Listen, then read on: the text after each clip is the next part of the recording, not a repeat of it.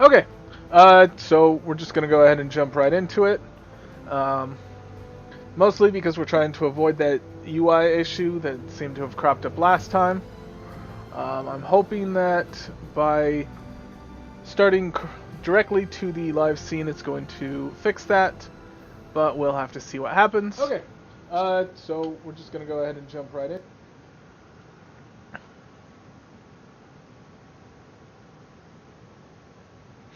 And of course, Dragon with his sexy little outfit. I actually quite like it. It's unfortunate that it's just some random loot. If it was a, really amazing item or named or whatever, I'd be quite happy to rock it. I think, if I remember correctly, there actually was cosmetic outfits that you could buy. But I remember them being relatively meh. I wonder if that's still the case. Let me look. So, of course, free loot, always important. 94. Hey. XP. You can always use more XP. And a minor Slayer count boost. Okay, let's see what this is. Bound to account. That's nice. So this is a cash shop item, definitely. Small vial with an ounce of liquid within. When used, the item boosts the count you get towards Slayer quests and adventure areas by 25%. With this effect, you get credit for 1 additional bonus kill for every 4 you make. This effect lasts for 1 hour. The timer for this effect pauses while you're in public areas or logged out, and also pauses while you're in quests. That is... that seems really bad. I mean, don't get me wrong. Free is free. I'm going to throw that in my shared bank. I'm not planning on... Oh, they added crafting storage. Wait, did they always have crafting? Pretty sure since I've got stuff in there, they've always had crafting storage. Yeah, I don't know why I'm so surprised. So yeah, I'm not planning on taking anything out of my shared bank, but I have no qualms about putting things into my shared bank just because I'm not going to need it. I still need to figure out how to get a crafting or a collectibles bag. I could have sworn there was a vendor who sold them. Let's turn on my Eldritch Blast so that I actually can hurt things. Okay. Alright. Let's go ahead and look at some of those cosmetics. Image gallery. It's empty. I don't remember that. I wonder... Huh. I wonder what that is related to. Reaper enchantments. Oh, wow. I might have to look at that. But that was like the difficulty above Elite, so I don't think I'm going to be messing with that anytime soon. So let's go ahead and look at the store. So last time I looked, which was way back when, the cosmetics were mediocre. There's very few of them. They weren't super great. They were a pain to use because you had to like apply them to a specific item, I believe. Let me see. Sentient. Oh, I do have a pet. I don't know if any of them actually fit. Bitey, my spider. Let's get tricks. And I can buy more tricks. Oops. Oh, okay.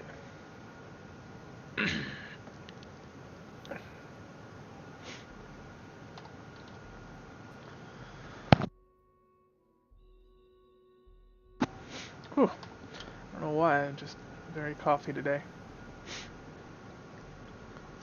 So, yeah, I should see what it takes to do cosmetics, see if it got any better. Let's custom cosmetics? Hey, this is new. Okay, glamored weapon aura. Change the visual effect on your glamored weapon. Mirror of glamoring. Use this mirror to capture the look of any armor, helmet, weapon, or shield as a cosmetic. Okay, so that converts an item into a cosmetic item, which is nice, but I'm guessing it's one-time use? Yeah, single use. The Mirror of Glamour is destroyed when used, but the original item remains intact. The resulting cosmetic item is bound to account. So that's nice, but still kind of meh.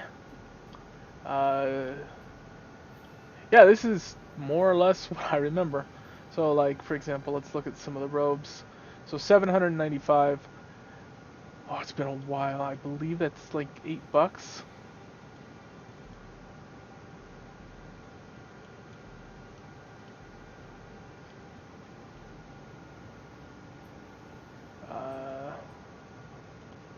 So I can try it on. I never did learn how to... Oh, nope, that just turns me. Cloaks.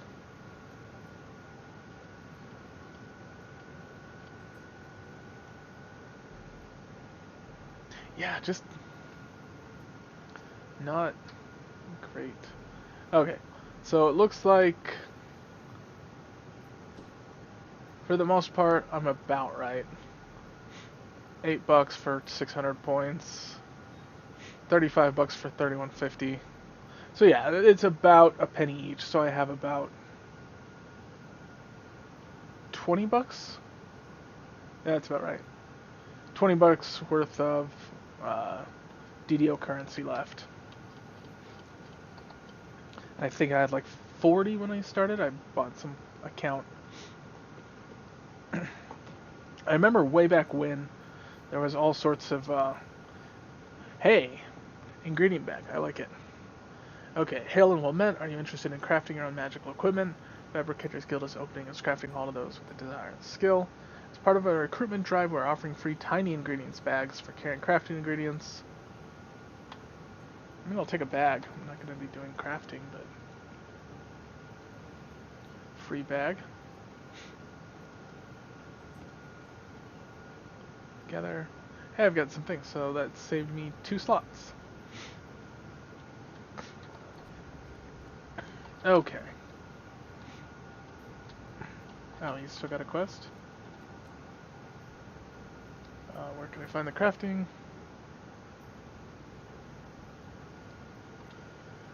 No, I'm not going to bother with that. Okay. So there's a quest there. There's some quests down here. I think I'm going to head over to there and do some questing. Because that's where I remember most of the quests being. Kind of tempted to destroy the Ring of Water Breathing, but I don't know if I'll actually end up needing it. Oh, there's cosmetic. Okay, they made it a little better. They actually just literally put it in the slot.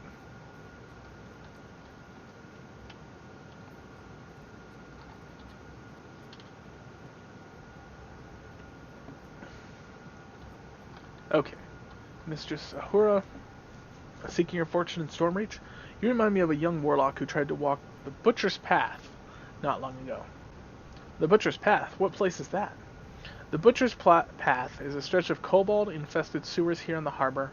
The sewer entrance is just down the stairs. The last Bravo... I don't know what a Bravo is. To go down there never returned from his folly, and neither would you, if I judge aright. Is that so? I'll walk this Butcher's Path and return to brag about it. Okay. So, of course, it should be easy enough. It's level 2.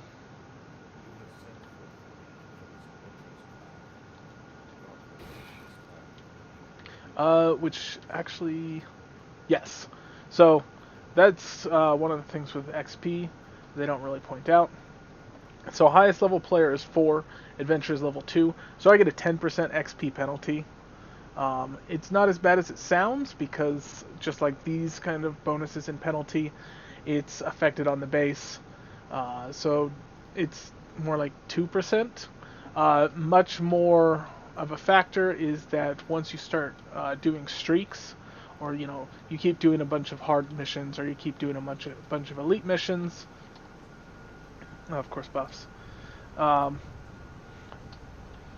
It won't continue your streak, but it also won't break the streak.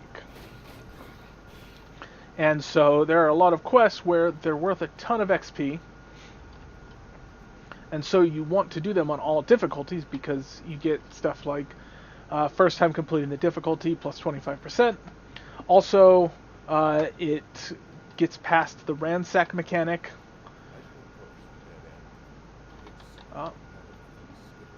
Kobold, I'm not seeing an ambush. Apparently kobolds are bad at ambushes? Who would have thought? Okay, there we go. Oh, right, kobolds. I should throw up some fire resist.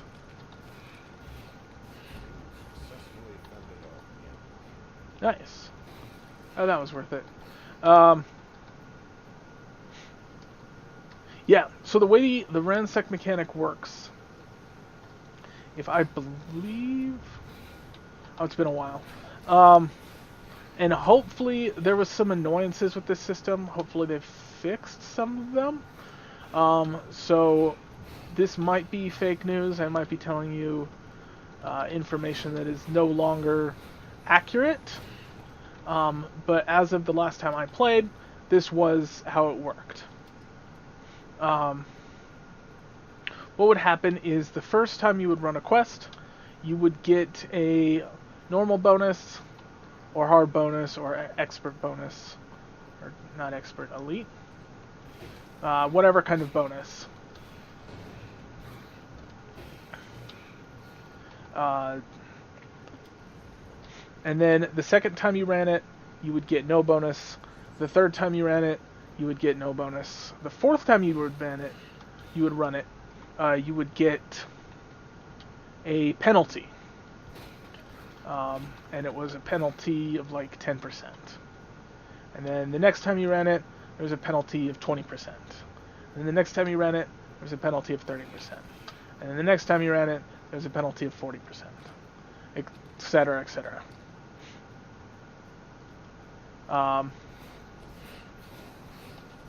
Up to, I think, 7, at which point it was fully ransacked. You get nothing. Strength is too low to use that, and my intelligence is too low to use that. Great. Now, once you go down to nothing, it doesn't stay nothing. Rather, what happens is a week, exactly 7 days after you first ran it. Now, this is entirely dependent on the first time you run it. If you ran it 7 times within half an hour, let's say it's a really short quest, and I'm going to use I haven't taken any damage. I'll save it, but refresh buffs.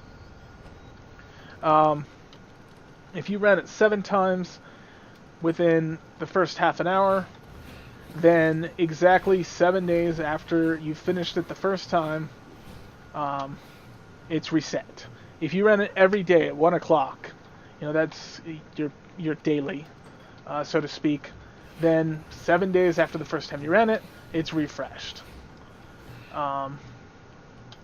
If you run it once on, say, Sunday, and then 6 times on Saturday, the next Sunday, it's refreshed. So that had some advantages and some disadvantages to it. One of the biggest ones that was a killer for me was there was no way to tell when it was refreshed. So if you didn't write down or didn't remember when it was, then you're... Oh, jeez. I don't want a danger sense. Okay, let's do this. First off, I want to go cautiously, so let's water breathing.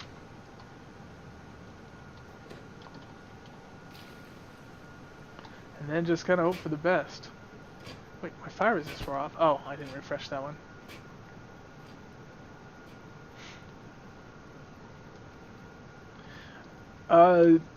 But, you know, if there's a mission that you really wanted an item from, which, like I said, a lot of the endgame was farming stuff, you wanted to be on that ransack timer as much as you could. Oh, hey, it's not even... I can't even open it. Awesome. Well, that was a waste.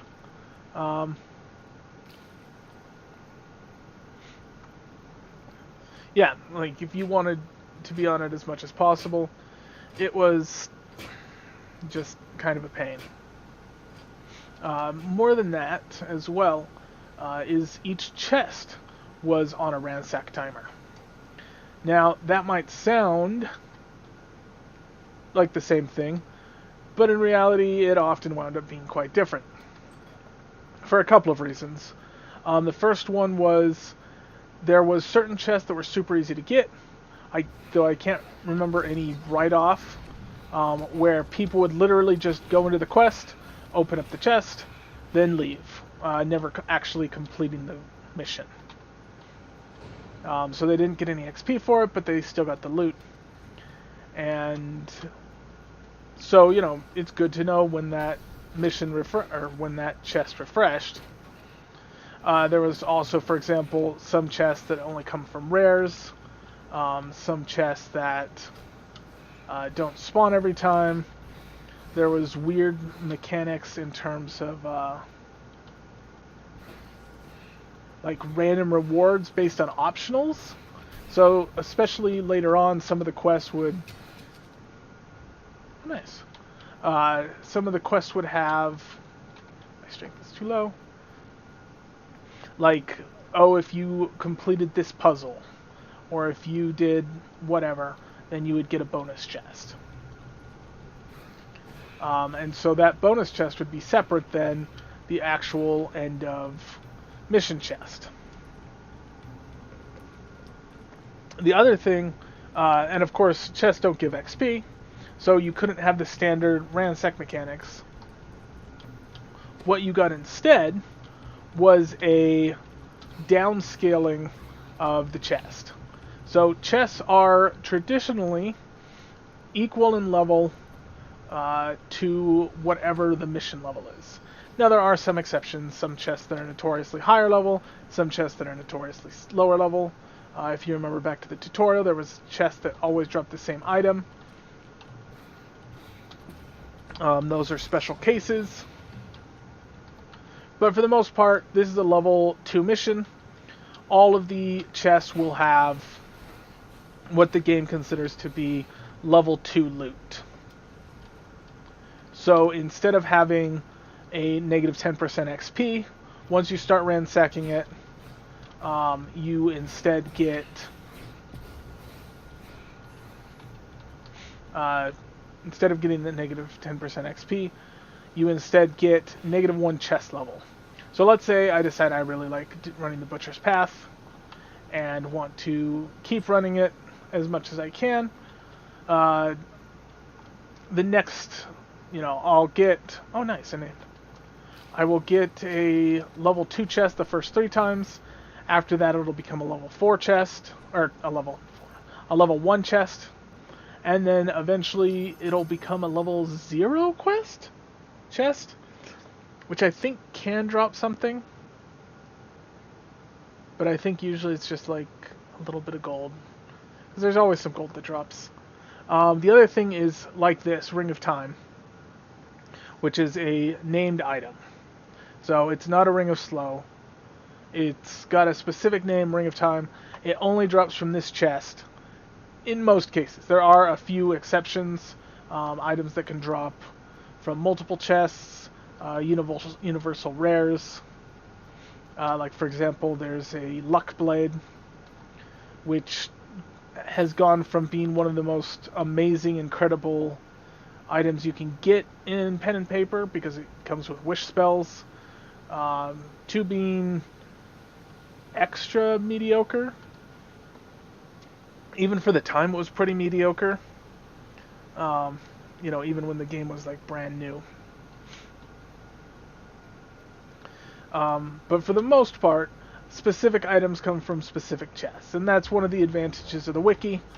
Is you can look it up, be like, hey, I want, you know, a really amazing rapier. Oh, this one is good against whatever.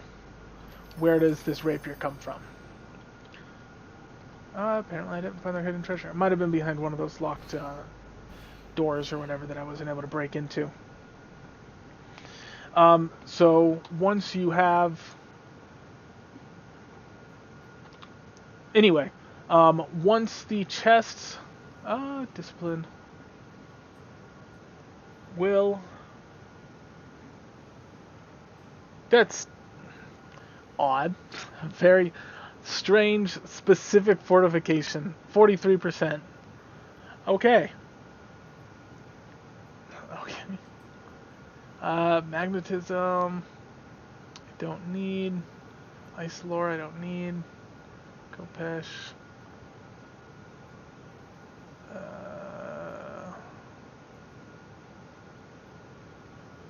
Yeah, I don't see anything I want. I'll just take whatever's got the most value.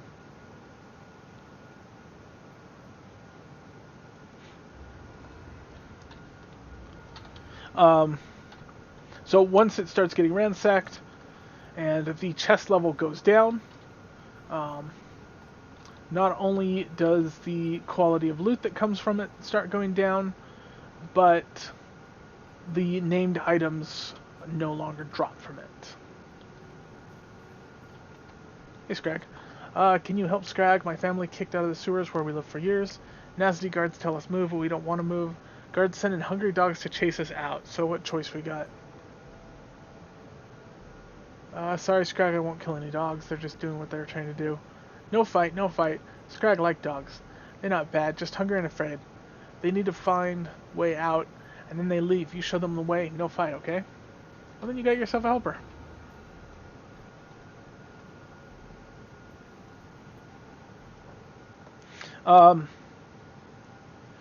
So the chests follow those same mechanics. Mostly important, you know, if you're farming a specific chest without actually completing the rest of the mission, or explorations. But there is one reason I bring it up. So if you've run, say, a quest 6 times on Elite, or Hard, we'll go with Elite. Oops, no. I don't want to kill the dogs. I just wanted to break consumables. Ah, bugger all. Oh, it's my damage shield. That's horrible. I killed a doggo. I'm very disappointed in myself. Which item was it that added damage shield? Belt? No. Gloves? Boots. My boots with the fur. Okay, let's try that again with less dog killing. Though interesting to note as well. Notice that my spell points and hit points didn't increase or go back up. My clickies also didn't refresh. Though I didn't use any, so that wasn't as obvious, because I didn't complete the mission successfully. So I had failed, so I left manually, and I didn't get the same full heal and refresh. So normally, if this was, you know, a difficult mission, I probably would have gone and gone to an inn, maybe ate some food, drank some drink to restore my spell points before coming back in. So anyway, so if you run a mission, say on Elite 6 times, if it's a really high XP mission, it's still usually worth it. So even though by the end of those Elite runs, you're at like negative 40% or negative 50% XP. So what you do then is you run it on hard. Now by running on hard, you get a first time hard bonus, but which is like 50%. But on top of that, what? There we go. There we go. So you get a first time hard bonus, which allows you to basically get as much XP as if you were running it for the first time on hard. So usually that is what people will do to get the normal quest XP, is they will run it on normal. I think... Oh, it's been a long time. I think what usually wound up happening is that... No, it's been too long. I never really got into those shenanigans. I was more likely to just spend extra time in explorations or run less popular missions. There we go. Let's see. Dragon, your efforts of Sigmund Borson's behalf have made for some interesting tavern tales. I represent House Kundrak, and if you ever need anything protected or kept safe, you should seek us out, or you're looking for work. Might be available for a job. House Kundrak has been hired to seal an altar of a wealthy harbor merchant, Haberdasher. One of our chief warders, is en route to the merchant's house to perform the sealing, but we'd like to make certain he is safe. Will you protect him while he finishes his task? Escorts. Yeah, I'll escort him. Our client goes by the name Eye Gouger. Charming, eh? And his home is quite nearby. Warder Haberdasher will meet you there. Okay.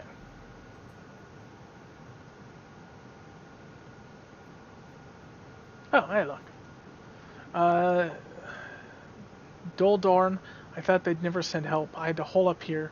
Those damn scorps stung me in my... Well, never mind that. Point is, there's a nest of scorpions in there. Clear it out and I'll reward you. Simple enough. I'm on it. Stay here where it's safe.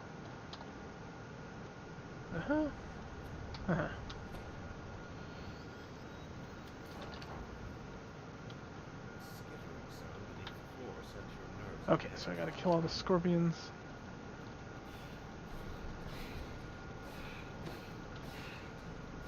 Ah, this is pretty easy.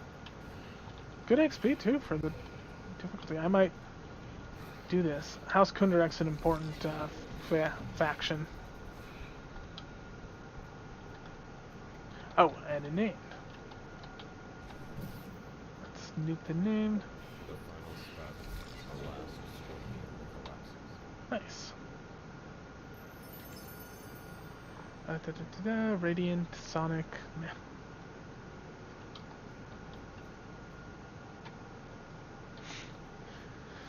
So, you know, if you're running something like that, what usually happens, took you long enough, alright then, I left you some odds and ends in the wooden box. Damn, my leg hurts, now get out of here. I have to ward that shrine now, and I'll be embarrassed if you watch me hobble down there. Yeah, 617. 2 chests. I might want to run this a couple of times. Actually, you know what? This would be a perfect example to show what it was that I was talking about. So, we ran it the first time. You see highest level players 4, adventurers level 2, minus 10%. First time completed normal difficulty, plus 25%. So what happens is we go out, we turn it in, there's some possible loot. I don't need Radiant. So we're going to go ahead and repeat the quest. We go in, we now have access to hard. Speaking of which, how much is Haberdasher worth?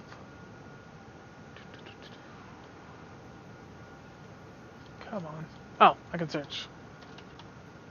Haberdasher is worth 2 favor for House Kundrak. So, We currently have 2. Apparently that's the first one we've done. So if we were to do it on hard, we'd get 4. If we were to do it on elite, we get 6. So for the moment, we're going to go ahead and run it on normal. So you'll notice highest level player is 4, adventurers level 2. You've re-entered this adventure 0 times, but there is no longer any bonus for first time running it.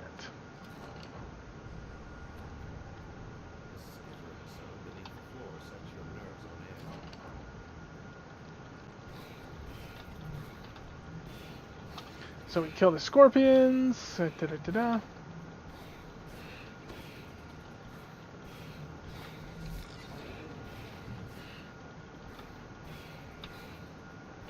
course, make sure to grab some loot. Blacktail.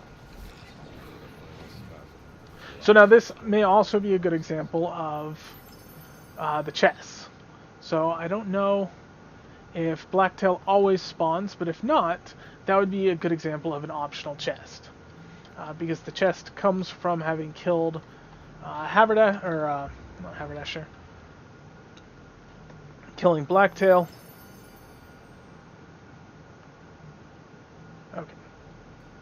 So in this case, I got 454 XP instead of like the 600 that I had gotten the last time. And that's because I was missing the... I'll just grab whatever.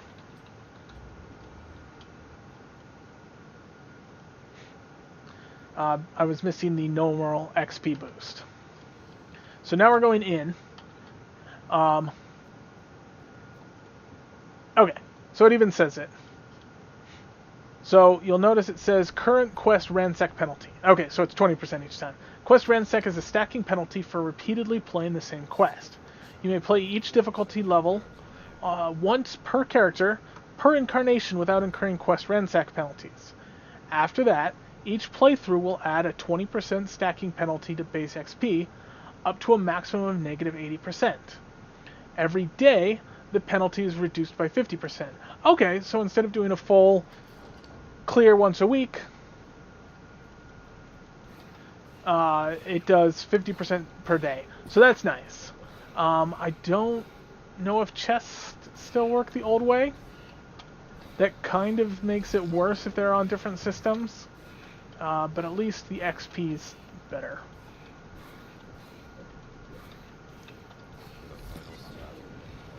Okay.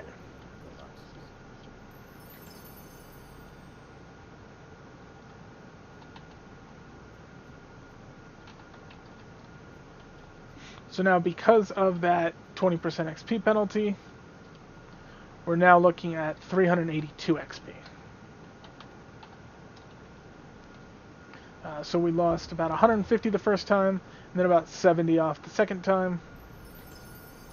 The chests, however, don't seem to have been ransacked, which is fine.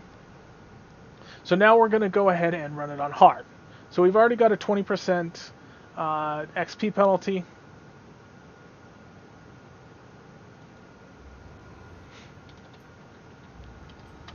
So this should be 40% if we were to run it on normal, but we're going to be running it on hard instead. Now by running on hard, the base XP is a little higher. Our first time completing hard difficulty goes from 25% to 40% because hard gives more XP. And so even before we start getting bonuses, we're at 619, which is higher than we were before. Of course, the downside is that hard is more difficult. Hence the name difficulty. Okay, so now, once again, we kill the scorpions, and you can see that they're not that much tougher. It is still a low-level quest, but they're not going down quite as fast as the scorpions had been in the past.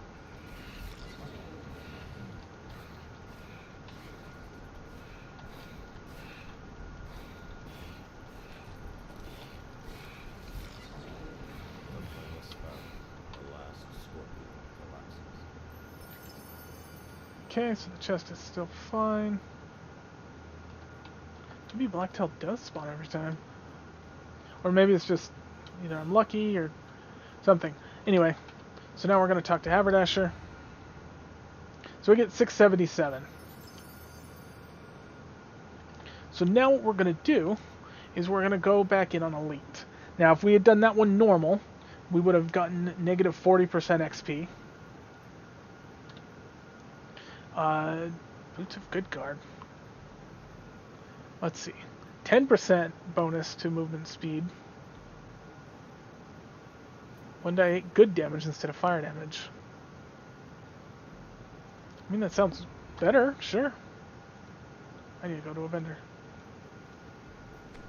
Okay, so let's move that to there.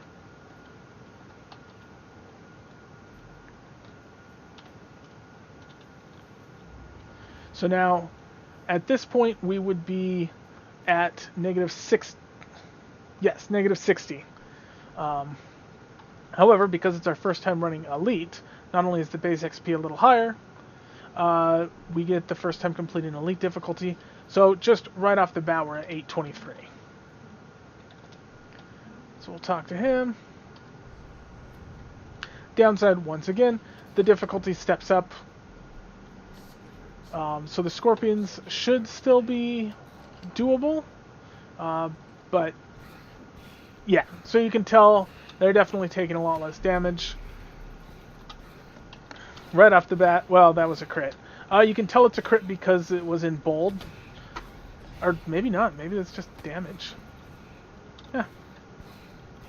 So, I'm taking a lot more hits than I had been in the past. Before even on hard, before they were even able to get to me, I was able to kill them. Now that's definitely not the case. So let's use our big cooldown on Blacktail.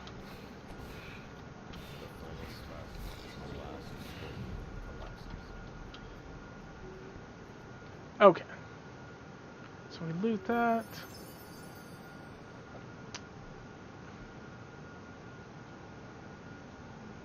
Now at this point, because we're in Elite, which is level 4, the chest is also level 4. Even though it's a base level 2 quest, we'll get level 4 items. So yeah, that gave us 884 XP.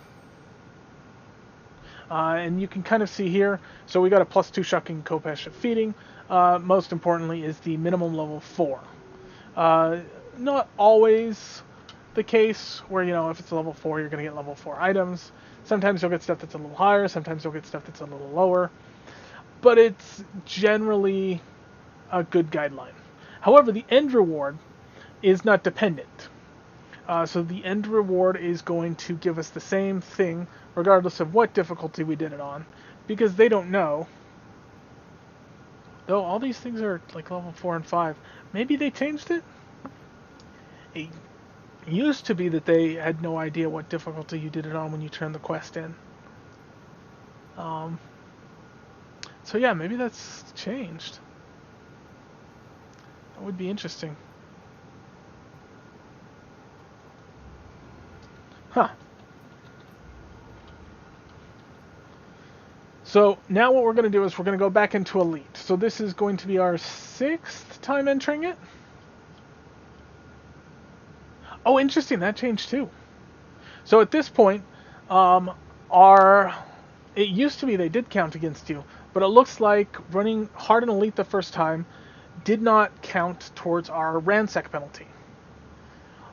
Rather, because we had, before we did the Elite and hard, we had a quest ransack penalty of 20%, and each time you do an additional one, it adds 20%. Our current quest ransack penalty is negative 40. And of course, because it isn't our first time running it, we also don't get the bonus Elite XP, leading to 330 XP, which is, you know, slightly less than half of what, or I guess slightly over half of what we got last time we ran Elite. But of course, the monsters are still just as strong.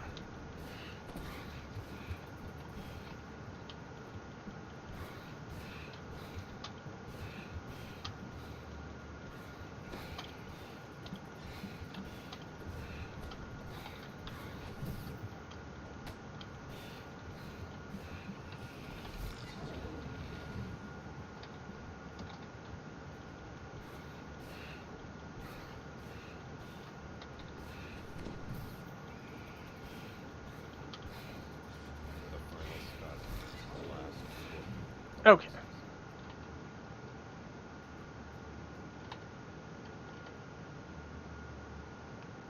So open the chest. And apparently the chest is not ransacked. Yeah, I'll have to... Well, I'm not going to look into that because I'm trying to do this without looking at the wiki. But that'll be interesting, I guess, if I find an item that I really want. We'll find out in that regard, at that time, what the loot mechanics is. Diplomacy Dex, Con and negative energy resistance.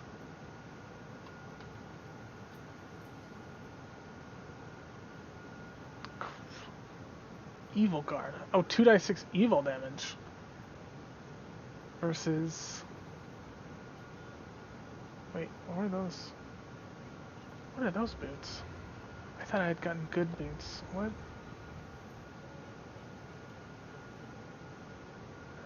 Boots of Fire Guard. Yeah, Boots of Good Guard.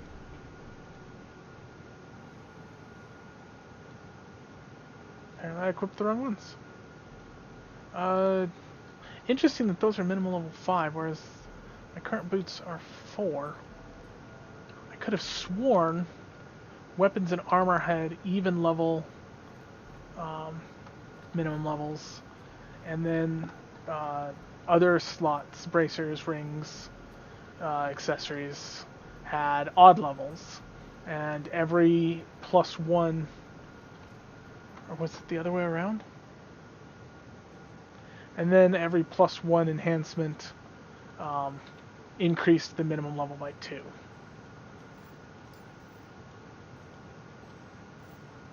Sell our gems.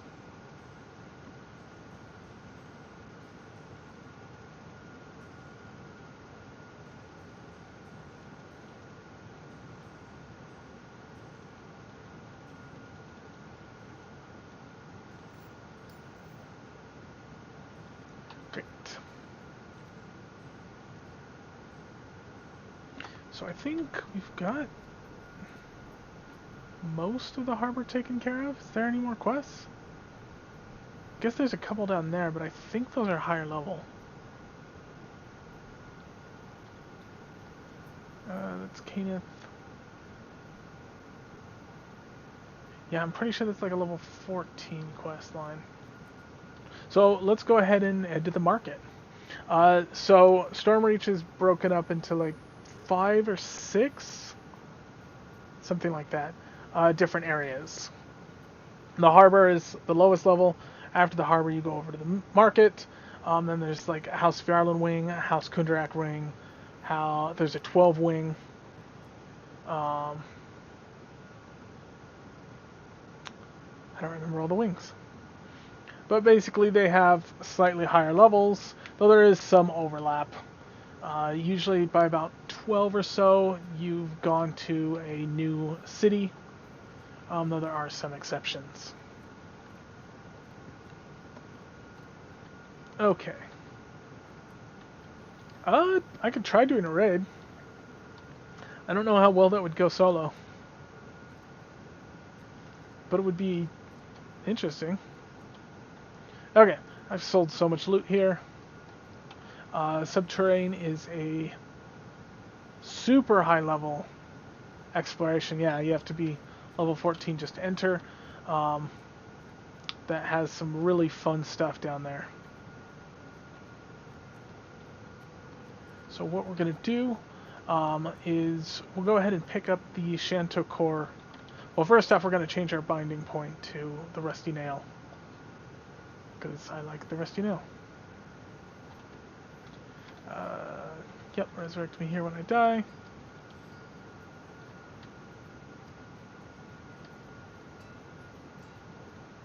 if I remember correctly, there is a best binding point, but that's dependent on getting an airship, which is basically like guild housing. Oh yeah, airships. I remember airships now. Oh, that'll be interesting. Okay, almost a month ago, a party descended the sewers to chase a rumor of treasure. They never returned, and I have been retained to discover their fate. It is not likely to be pretty, but such are the realities of Stormreach. Do you wish to join the search? Yes, I'd like to help. Be careful down there. Kobolds and vermin are not the worst that you face. Sometimes wild creatures and wizards' experiments also find their way into these sewers. Forget not your caution, but find out the party's fate and return to me. I'll be back before long. So missing in action is just right here. Cool. Level 2. Looks like there's going to be some troglodytes. So the airship was something that was introduced relatively recently compared to like the actual game. Basically, it's guild housing, and it introduced a really unexpected kind of power creep into the game. While there was basically you can buy like amenities for stuff, and then anyone that's part of the guild or anyone that can get invited up to the guild house can click on them and use those buffs. There was, basically like +2 to all your stats, which is powerful, don't get me wrong, but wasn't a huge power creep. One of the big power creeps was the resist shrines, because what you would wind up getting is like fire resist 30, ice resist 30, everything, or cold resist. All the resists at 30, and the guild ship buffs lasted for an hour and didn't disappear when you died. Nor did they disappear when you left a quest, or when you I can't remember the other thing that you... Nor could they be dispelled, or anything like that. So that made being a new player super easy, because, you're seeing, for example, I'm fighting these kobolds, being able to throw a fire resist, or resist energy fire, becomes a nice boost. But that's, 10 points in a... that lasts for 2 or 3 minutes, requires my spell points, and of course I haven't run into it much, but even at the levels you'll run into like fireballs, stuff like that, and being able to have the resist, while useful, won't overwhelm all incoming damage. However, on Elite, you'll have casters that pretty easily will be like just huge. Bypass the resist energy that you can cast without any difficulty. But you pick up the guild ship buffs, and you find that you now have, basically permanent resistance to magic. I can't remember all the buffs. I remember there was ones to stats. There was, I think, an XP one. There was all the resists. There was a bunch of them. And being able to keep them up pretty much permanently, you just had to run back to the guild ship every hour or so. It became beyond trivial. And so it became kind of a bottom level power creep. It raised the floor by a lot without necessarily raising the ceiling by that much. So instead of the strong getting that much stronger, which is what you usually see in terms of power creep, the weak got that much stronger. And the strong got a little stronger. The casters, don't get me wrong, the casters got nice boosts. They got, +1 all their spell DCs and all that kind of fun stuff. DPS got an extra +1 to hit. Might have been +2. I think there was like a +1 buff by itself. But basically, when it comes down to it, the airships trivialized a lot of content, particularly all Yeah, pretty much all normal content. Which is, I don't know, kind of fine. Lightning.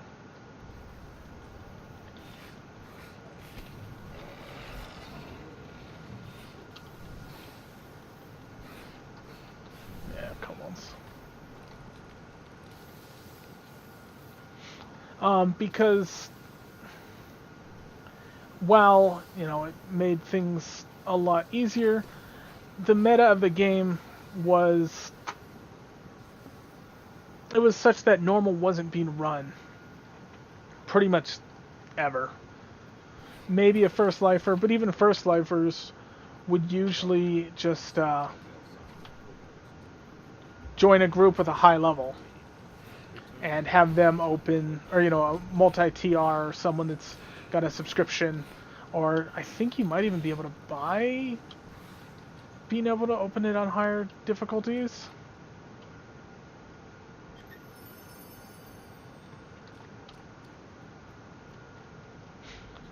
Because, you know, running on normal just wasn't worth it.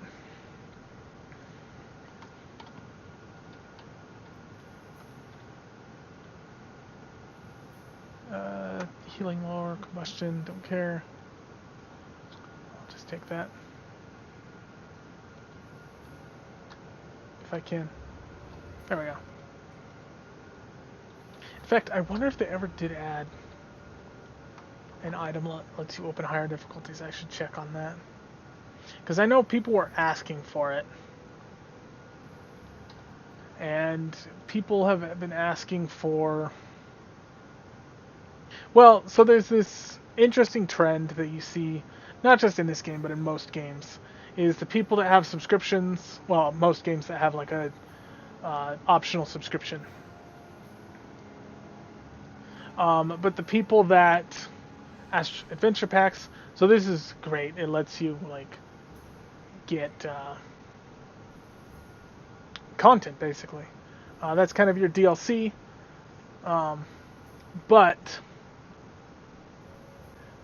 rather than getting, you know, a $50 pack or a $60 pack, whatever, you'll say, hey, oh, nice, White Plume Mountain and Other Tales Adventure Pack, Heroic level 6 and 9, Epic levels 21, 23, 25, and Legendary 32, quest pack with 5 adventures.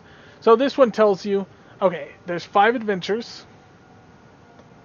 They're level 6 and 9 for the heroic tiers, which is sub-level 20, pre-epic. 21, 23, and 25 for the epic tiers, and 32 for legendary.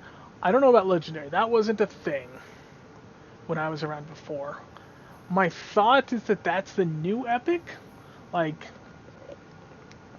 super high difficulty for max level characters, but I don't know. So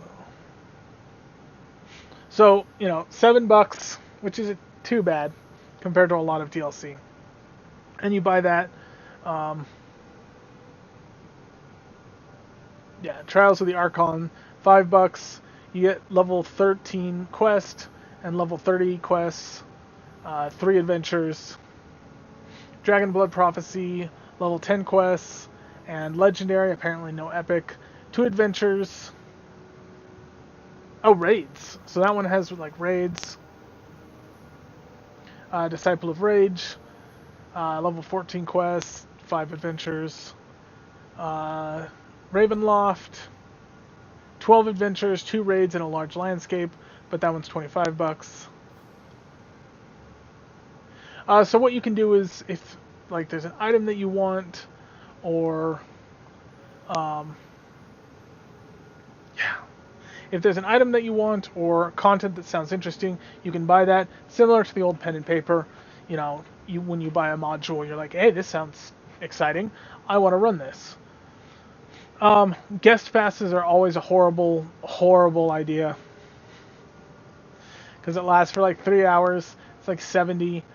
It's, you know, a quarter of the cost of just buying the content itself. I don't remember challenges, but I think that's Vault to the Artificers. Okay, let me see. Enhancement trees. Oh, there's two new ones. So these are universal enhancement trees. So you may have seen one that I had before. Harper Agent. So the Harper Agent is one that I had run. Very specific. Well, so it's not specific in terms of being for a certain build because it's designed to be able to fit into any kind of class. And I had done this one for an artificer because I think it was Know the Angles? Strategic combat.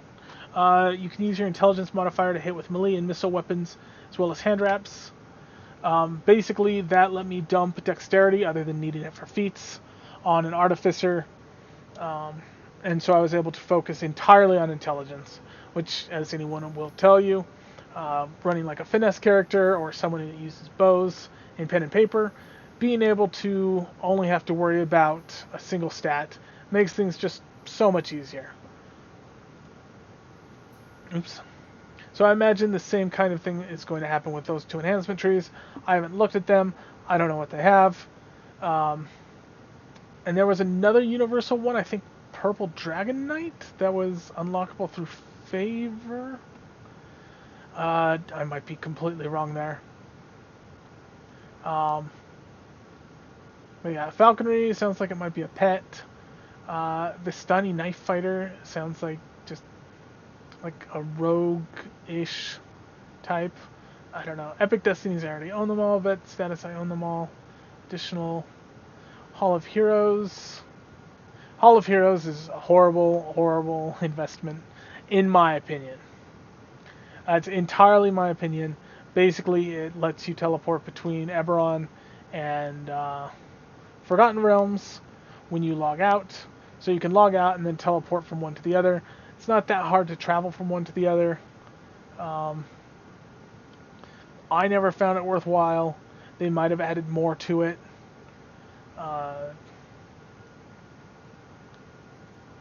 But I couldn't say for certain. Loot boosts. So XP boosts. So usually it's potions, but there's also like Tome of Learning, which gives you permanent boost. Loot boosts, I think. Yeah. So loot boosts don't affect like named items or your chances of pulling a named item. Rather, what'll happen is you'll gain a... Oh, I don't like that. Oh, that's bad.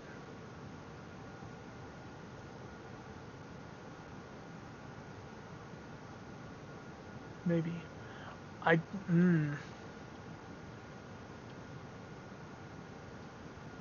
So the large Jewel of Fortunes, so, you know, I open a level 4 chest. If I've got a large Jewel of Fortune running, it becomes a level 6 chest.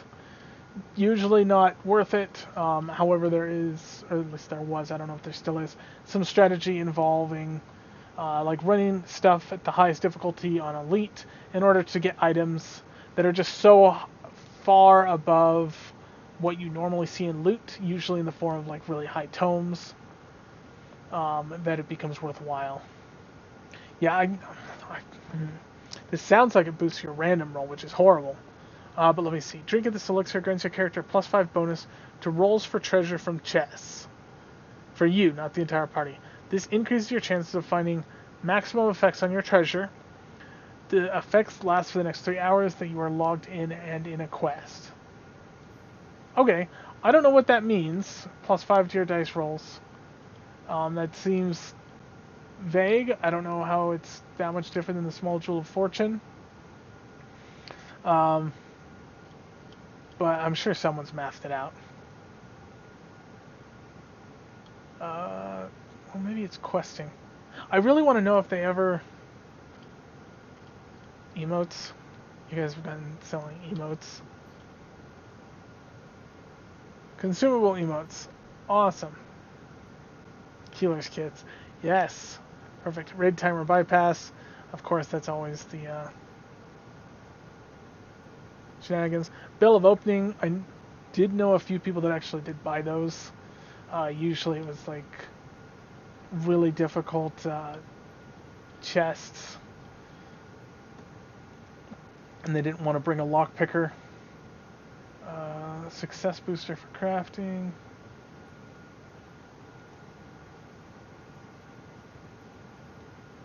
Skeleton key crest. Oh, that's a permanent. That's nice. Can only be used once per party per challenge. I mean, I tend to like permanent stuff over non-permanent anyway. Event shenanigans.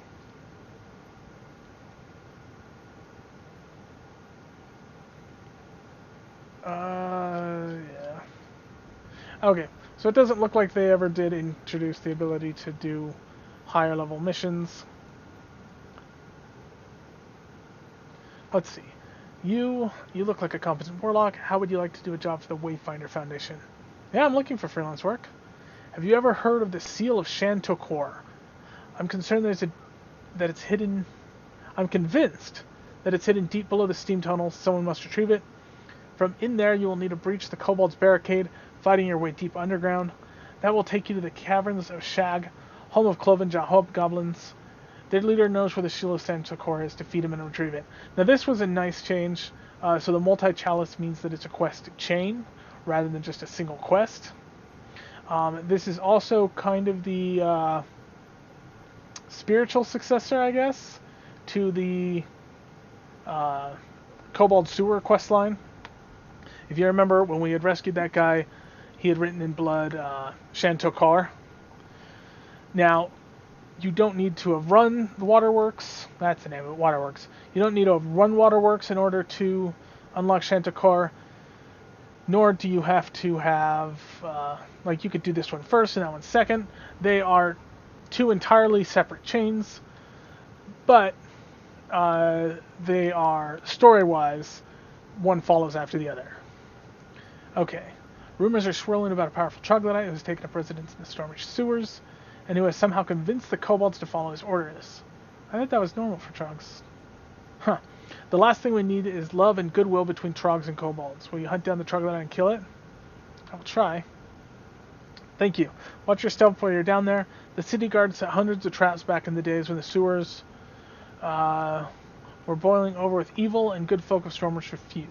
Those traps are now more dangerous to adventurers than the monsters who've learned to avoid them. Okay. Yeah, that... Maybe I don't know the lore very well. But I could have sworn. Like, every time I've run into a troglodyte, they've been surrounded by kobolds. I thought they were buddies. Okay, so the door's locked. So this is a good example. If you want to take the easy path, you have to be able to pick a lock. I don't have a pick lock. And so by turning around, I can go through the back way.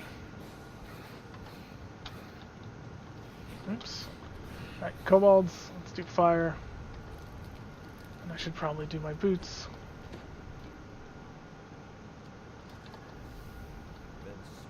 Ugh. Poison. Bugger.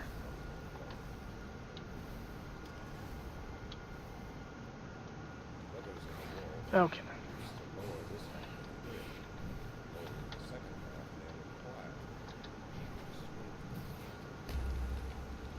Okay. So, right, we take down that. We take down that. And that lowers that one. And then I believe to get on the other side we have to jump in the water. And hit these levers.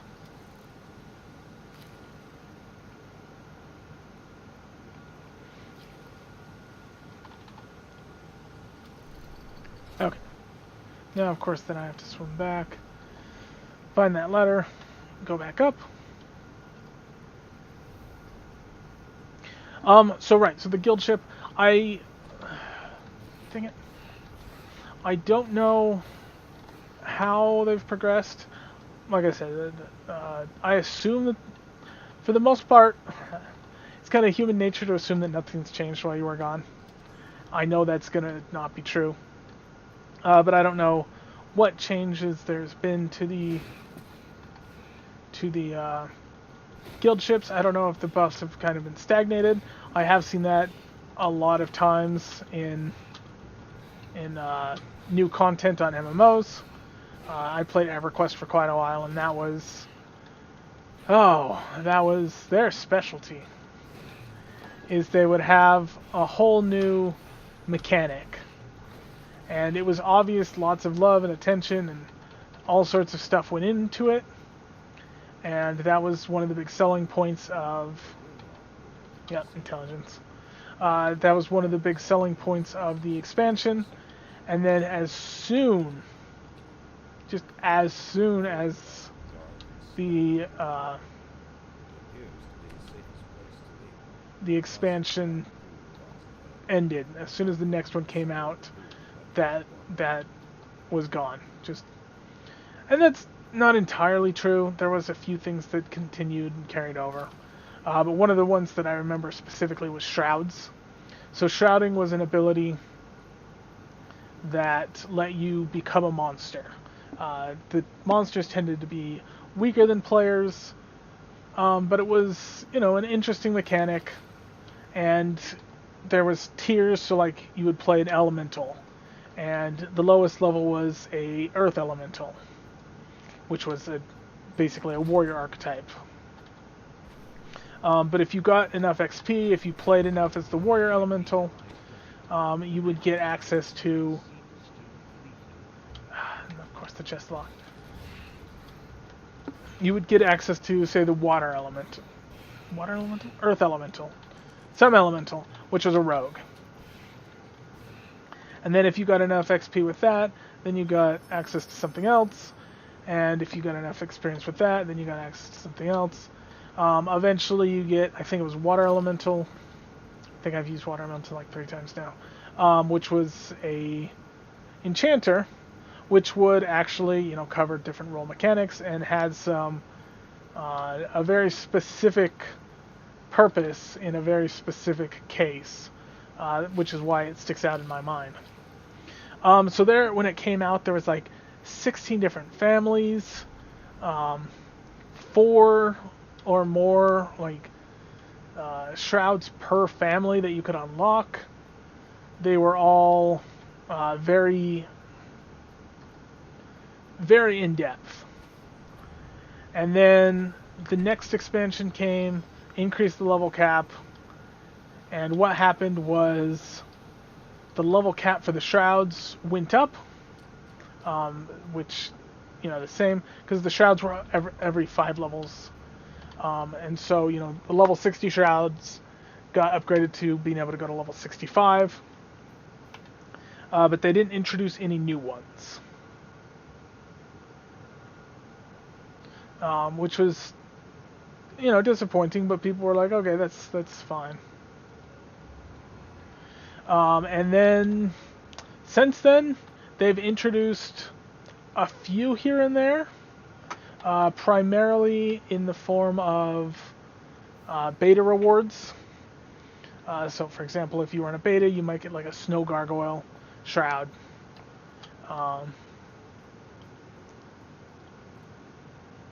But, yeah, you might get like a snow gargoyle shroud, which lets you turn into a gargoyle, but it's icy.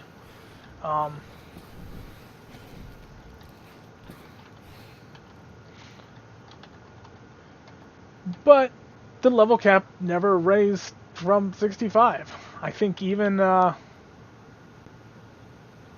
might have been 65 to 70, because I want to say Planes of Power was 65.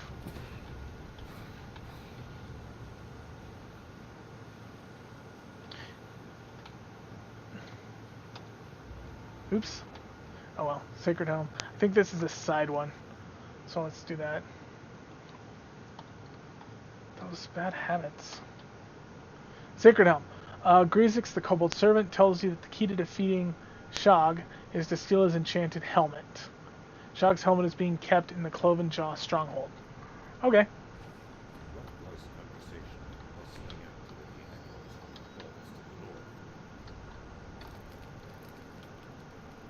Okay, so I'm going to be dealing with Hobgoblin Shamans. So the Shrouds, people liked them, but they had to, balance them individually. They weren't really strong. It was just more of a gimmick. And so the Shroud just became nothing. It became a really cool concept that became, like, at best, a really weak cosmetic reward for the people that participated in betas. Or I think there was some that was like if you pre-ordered the expansion. And of course, DDO does similar type stuff. I don't think nearly as to the same degree, but there definitely seems to be. Are you kidding me? There definitely seems to be stuff where, they introduce a new concept, a new type of gear, a new type of equipment, new whatever, and then just ignore it. Though I do wonder, because I'm noticing the Warlock is pretty good. I am admittedly in normal, but I also have no idea what I'm doing. And there's some really difficult fights that I remember as being quite difficult that I'm pretty much just walking through. So I almost wonder if the Warlock just has a high floor and was designed based on a certain degree of power inflation, such as from the... Nice, 300 XP. Such as from the airships, when they balanced them out. And by so doing, made them stronger than I was expecting. Because, like I said, I have no idea what I'm doing. But that might also just be enhancements. I know they have been revamping enhancement trees.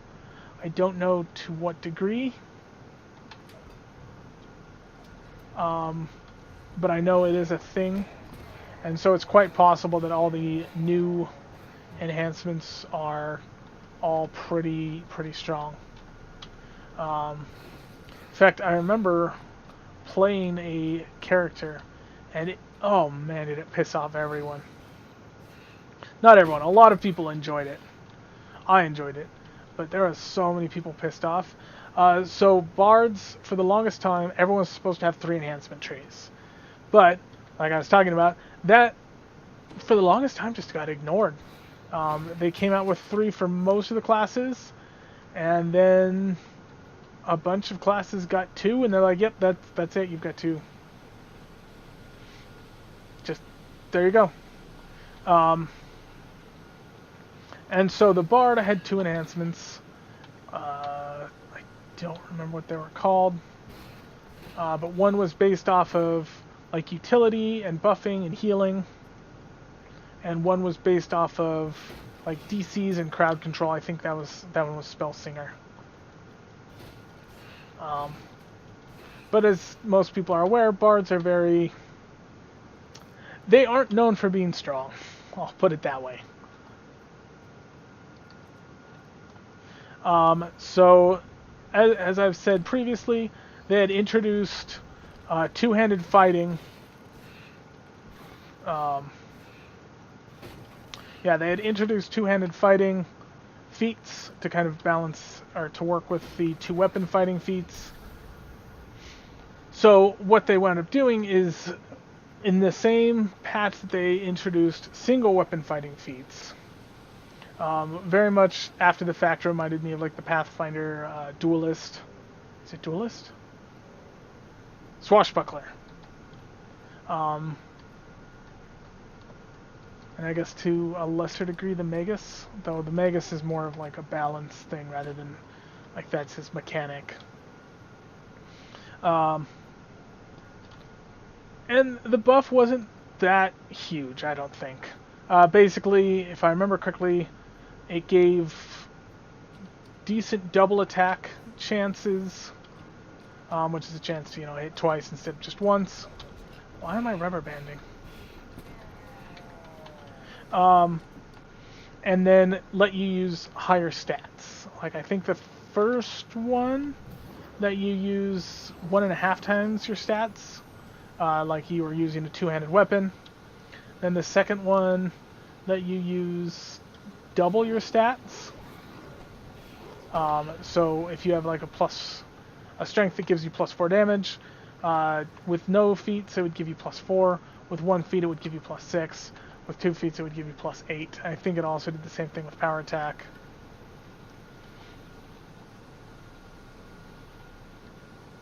I don't know what's going on.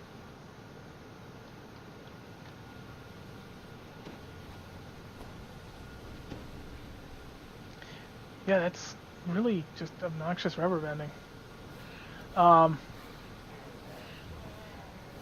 not just me. It looks like my stream crashed. Let me see what's going on. Is my internet dying? Seems to be. It's not completely dead because I haven't gotten kicked from the game. But let me see what's happening here.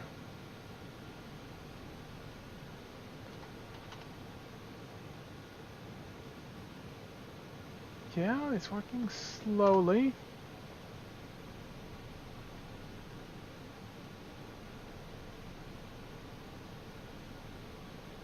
Okay. For those that might be confused, I have 3 monitors set up. So when the game's right here, and of course the camera is right above that monitor. Then looking at the stream. Oh, no, the stream's going on. Awesome.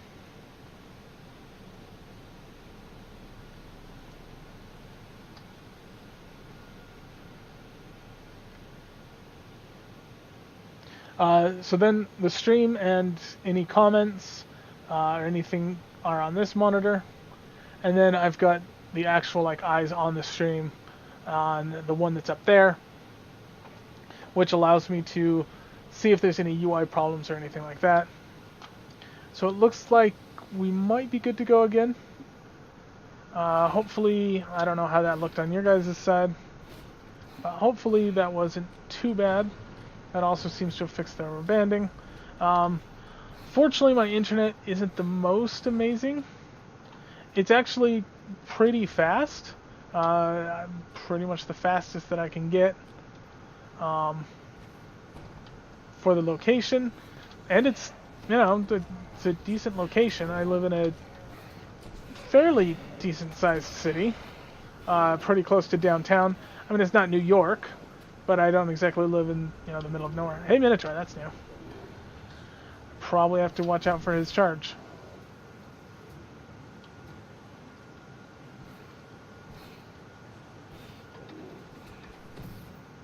He's got a lot of hit points. Awesome.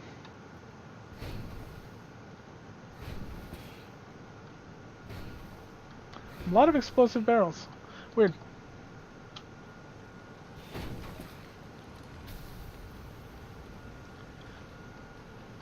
Okay. So, let's see. What was...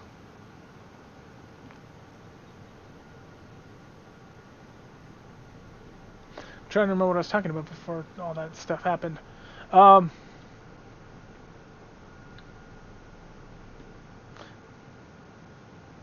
Yeah, I don't remember. So basically, let's just go with talking about the guild ships. So the guild ships changed a lot of it. Oh, now I remember. I was talking about single weapon fighting. So not only did those new feats come out, but at the same time, they introduced the third enhancement tree for bards. So the same way that Warlock has the 3 enhancement trees, the Soul Eater, Tainted Scholar, and Enlightened Spirit, Bard now had something, Spell Singer, and I think it was Scald tree. So the Scald tree was roughly based off of like the Pathfinder Scald, but instead of being, it wasn't really ragey because the Pathfinder Scald is all about like raging and barbarian like abilities. In this case, it was just more the melee tree, but it had stuff that was specifically set up to be good with single weapon fighting. And that combination caused things to go pretty nuts. And specifically with some of the epic destinies that had just come out at that point, Scald was out damaging just everything by miles. It was to the point where if you had to choose between a Frenzied Barbarian Great Axe user in the Barbarian Epic Destiny, maxed out, or a Bard, Scald, single Rapier user in his maxed out Epic Destiny, you would take the Bard. Even if the Bard never sang a song, even if the Bard never cast a buff, even if the Bard never did any crowd control, if all he did was swing his sword, Bard was still a better DPS. Which is crazy. And of course people complain. And I didn't mind it at the time. I kind of liked, my brother tried playing a melee Bard for a while. And having seen him try to go through so many struggles to get it to work, I kind of was sympathetic, and I didn't mind having the Bards, having their moment in the sunlight, moment in the spotlight. Honestly, I think that was the harbinger for the end. And by the end, obviously it's not the game. I'm playing the game right now, and that was years ago. But that was kind of the harbinger for when I stopped playing. In fact, so what I would normally do is I had like 3 characters, one that was melee, one that was ranged, one that was a spellcaster, and then I would just true reincarnate them. That way I could keep the gear, and I didn't have to keep farming out the gear. But instead of farming out the gear for every class and build possible, they would just get items that were particular to that build.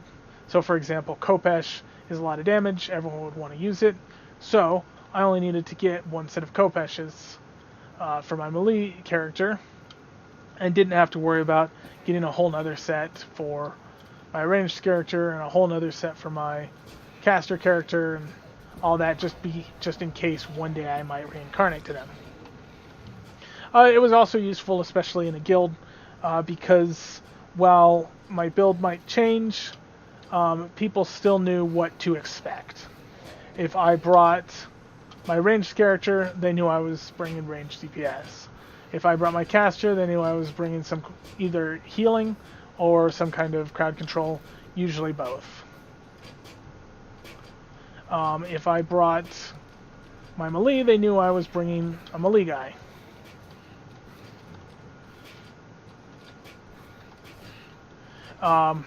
So, with that being said, I was generally, getting to level 20, reincarnating. I, fooled around, but a lot of the enjoyment of this game was different builds.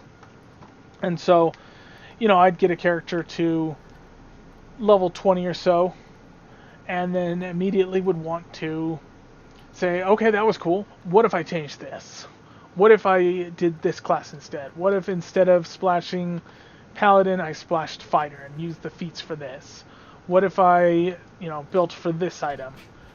That was a lot of the fun of the game for me. So, the downfall was so recent that, or, after the Bard thing, that my character is still, or that particular character is still a Scald Bard.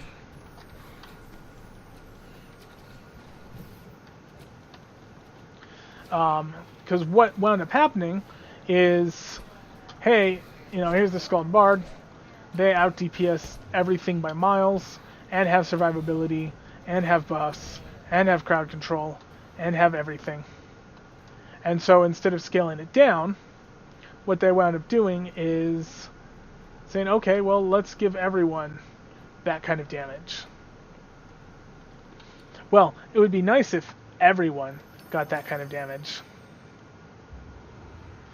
A more accurate representation was, okay, let's give all the DPS classes that kind of damage.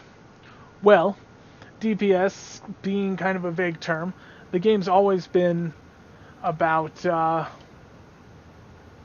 weird combinations, just the same as pen and paper. Finding odd synergies that might work, finding stuff that, doesn't seem like it would work on the surface, but you were able to get it to work. That's always been one of the funnest parts of the quest of, this game for me. Oh, nice. So I got a letter, I got 100 favor. This is where I find out how many DDO points you do get per 100. Because I didn't remember. So as soon as we finish with this quest line, we're going to go ahead and go check that out and see how much you do get. Like I said, 1,000 seems, or 1,000, 100 seems like too much. 5 seems like too few. I want to see it's like 20 or 25. But then 100's still like $1. And I do remember people like putting up like, there was a specific barbarian build where it was designed to run through newbie quests as fast as possible, hence why the barbarian, because barbarian have innate run speed, which I always forget in pen and paper, mostly because I don't play with a lot of barbarians. Oh, glass spiders. These guys are the worst. Because they will... they're just the worst. When it happens, I'll point it out.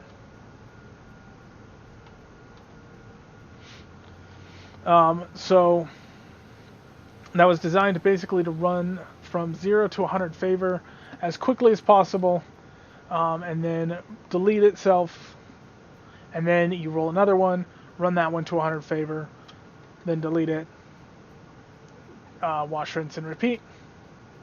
And the idea being that way, if you wanted to buy, say, an adventure pack, all you would have to do if you need like 595 is do that run 6 times.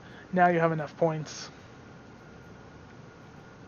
If it's 100, 100 might not be that...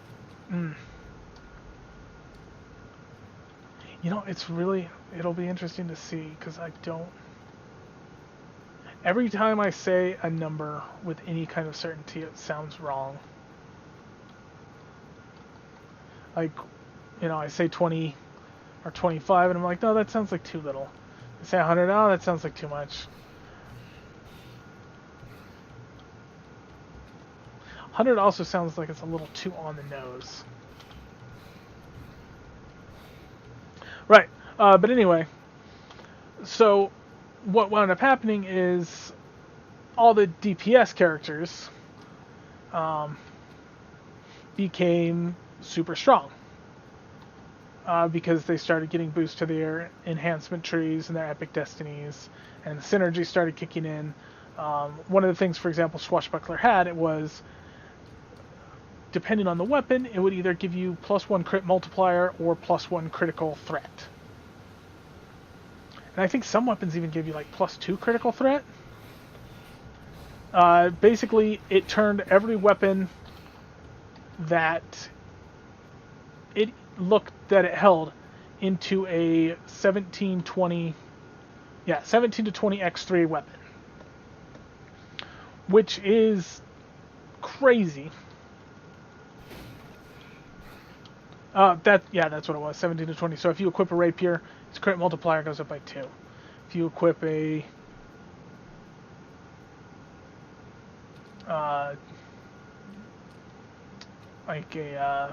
great axe, I don't think great axe because it's single weapon fighting. But you know, if you equip something else, its crit profile goes up by 2.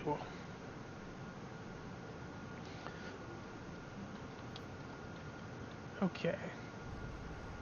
Let's see what's going on. And the crazy thing is it was based on the innate weapon type, which led to some really weird and insane combos. So for example, my guy was actually not even using epic equipment. He was using a named Kama that came from one of the like Forgotten Realm quests. So the named Kama was, for those not familiar, Kama is like a mini sickle. That's a monk-specific weapon in this game. And it's like a 20x2 multiplier. So, in the hands of a bard, it gains +2 critical threat range and +1 or +2 multiplier. So it becomes a 18 to 20 x3. But this particular Kama, in order to make it a little more viable, because Kamas were always considered jokes, naturally had a 19 to 20 x3 profile, so the same as a Khopesh. But the Bard still got the same multiplier, and so you wound up with a 16 to 20, which then, you know, with improved critical, becomes a 11 to 20.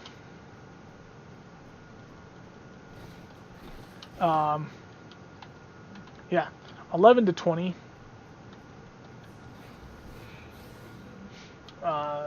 X4?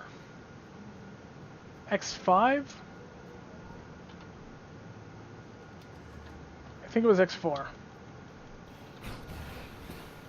Yeah, I think it was a 17 or 11 to 20, 16 to 20 X4, which, as anyone that's done any kind of crit fish build knows, that's pretty insane. And that wasn't even the most powerful weapon. That was just the one I wanted to use. Because it had like innate good damage. It had I don't know if this is part of 3.5 or if it's definitely only super common in this game. But it's an effect called Metaline. And basically Metaline means that it counts as all metals in terms of bypassing DR. So, you know, talking about like fighting devils and demons and such, it would bypass everything. So, if I wanted to, which I mostly did, I never even had to swap out my weapon. I could just use that thing forever. Which I mostly did.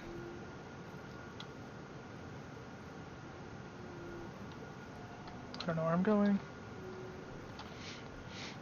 So what wound up happening is some of the epic destinies got boosted. Some of the enhancements got boosted. Some of the feats got boosted. I think like two-handed fighting got boosted to kind of balance it out. Or some of the balance of single weapon fighting. Which basically made it so that the damage of all characters that spec entirely for DPS like quadrupled in order to keep the respective damage the same without nerfing the Bard. Well, I wound up playing a mission after that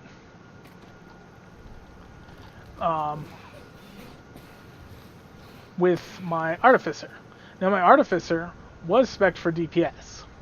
Now not entirely, he wasn't all out DPS.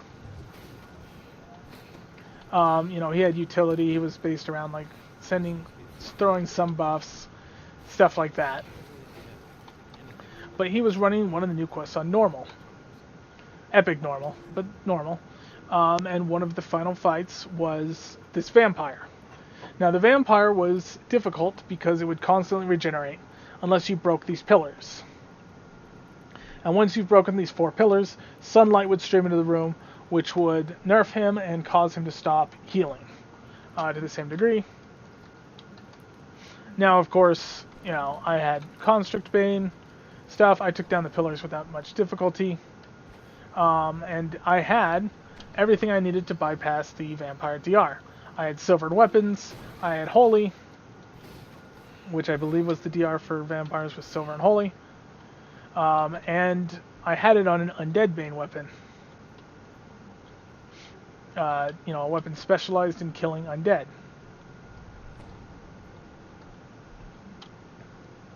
Ooh, nice puzzle. So this weapon was designed for killing undead, and I was fighting this boss. It was at the end of like a 40-minute quest, because it was like a murder mystery type thing. And at the end of this 40-minute quest... Oh, jeez, I'm still not at any kind of breakables. Okay, let's focus up then. At the end of... So, obviously I need to get that light to there. And light up those? Or avoid lighting up those? That's always the big question. I'm going to go ahead and try avoiding lighting them up. Because usually... Yeah, we're going to try avoiding.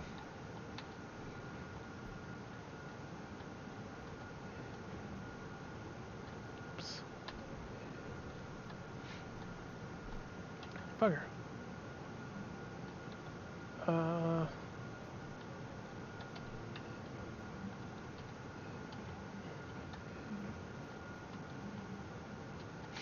But anyway, so I wound up doing this... Oh... It was a good solid 10 minutes of literally just kiting him around the room, going pew, pew, pew, pew. If anyone's ever played with any kind of artificer in this game, you know the sound I'm referring to. I personally don't mind it too much, but it is notoriously difficult to listen to, because I don't know what it is, whether they've messed with like the balance or whatever, but it's surprisingly loud and very, very distinctive. Oh, nice. Of just, you'll constantly hear like pew, pew, pew, pew, pew.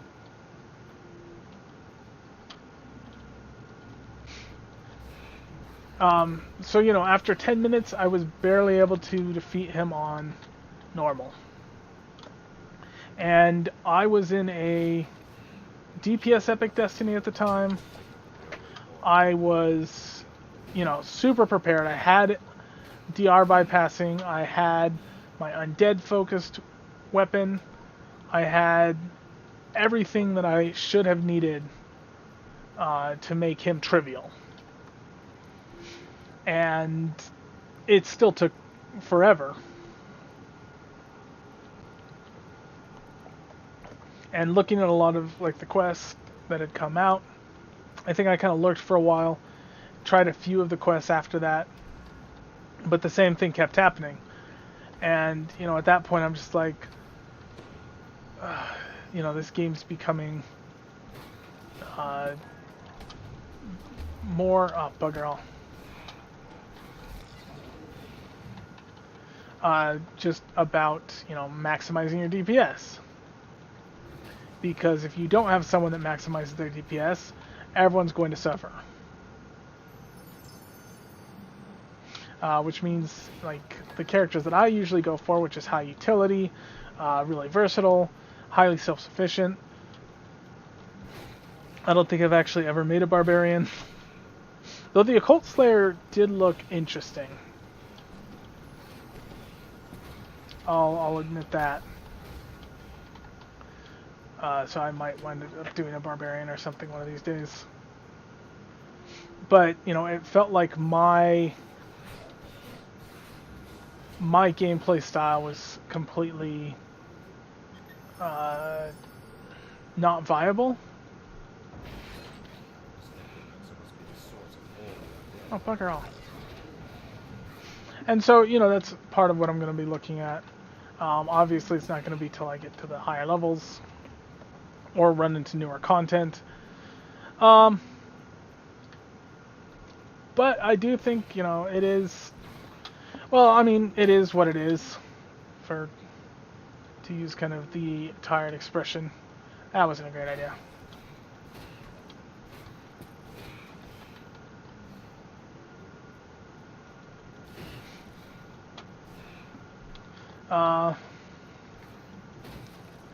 But yeah, I don't know how much that's changed, if it has changed. I didn't see anyone else talking about it the few times that I did look on the forums. Maybe it was just me. I don't know. Maybe that was... Seriously? Maybe that was an anomaly. That one particular quest. I don't know. Maybe it was a bug.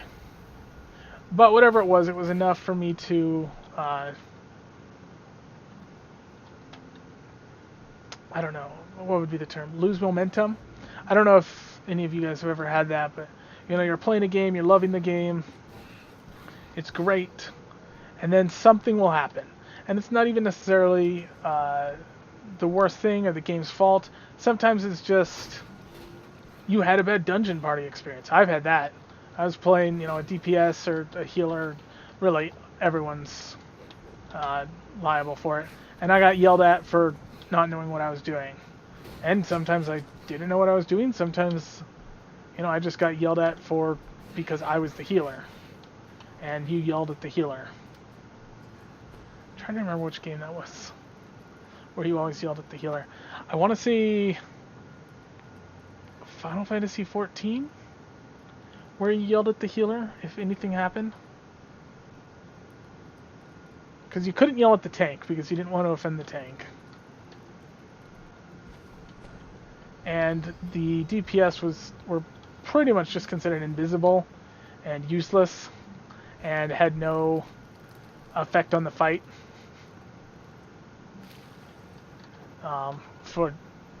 Which isn't really accurate, but that's usually how they were seen. And so yeah, I think that's what it was. I was playing the healer. They're like, "Oh, our healer sucks. Why did you let the DPS die?" Well, the DPS was, standing in whatever. Well, why did you let the tank die? Well, the tank wasn't blocking or, getting out of the way of anything. And, just one or two bad experiences like that. And you don't even...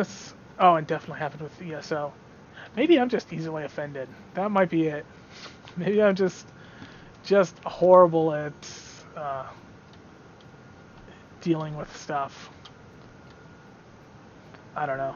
That's quite possible. But yeah, you don't even necessarily hate the game. You still see all the... Dang it. You still see all the good things about the game. You still see how the game is viable and enjoyable. And you still see all that great stuff. But you lose momentum. You're not excited to log in every day. So, you'll still play for a couple of hours, but now it's like on the weekends, when you don't have work. And then, instead of going and playing the game, you're like, I'll just go to the movies. And then, and you're like, well, I should probably play those Steam games that I bought 7 years ago. Because I'm pretty sure most people have a pile of Steam games that they're sitting on by this point. And before you know it, the game's just not on your mind. And it's not because you necessarily rage quit. You just had some bad experiences that you now associate with the game.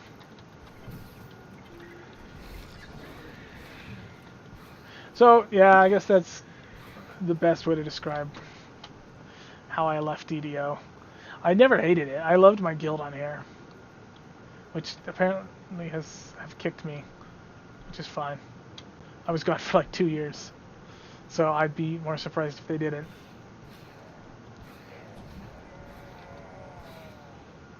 Um, Hear the sound of heavy footsteps rushing toward you. what was down there? Probably nothing.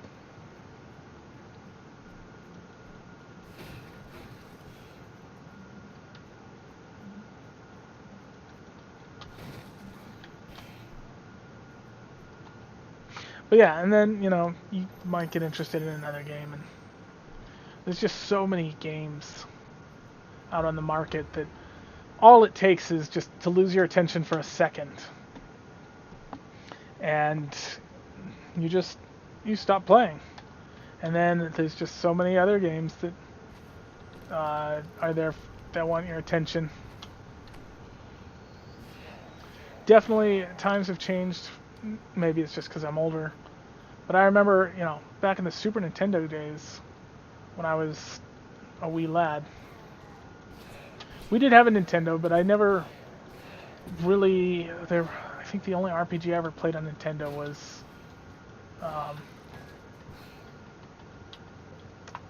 Final Fantasy, and we only ever rented that.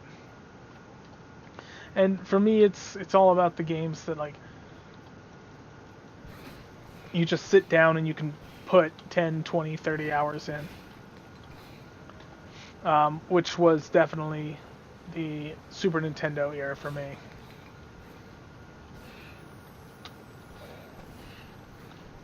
But, you know, if you got a new game, that game was it. You know, maybe we'd get one every couple of months. We'd rent one maybe once a month. But you can't, other than knowing if you want to play it, you can't really rent an RPG. At least I can't. Like, I play RPGs to death. I think part of it's because I only ever got a new game every couple of months. And so if you picked the wrong game, oof, there's not much you can do. But, like, you get Secret of Mana, which was one of my favorite RPGs that we own, and you can play that thing for hours and hours and hours. Max out everything, do all the secret stuff, get everyone the best equipment, all sorts of great things.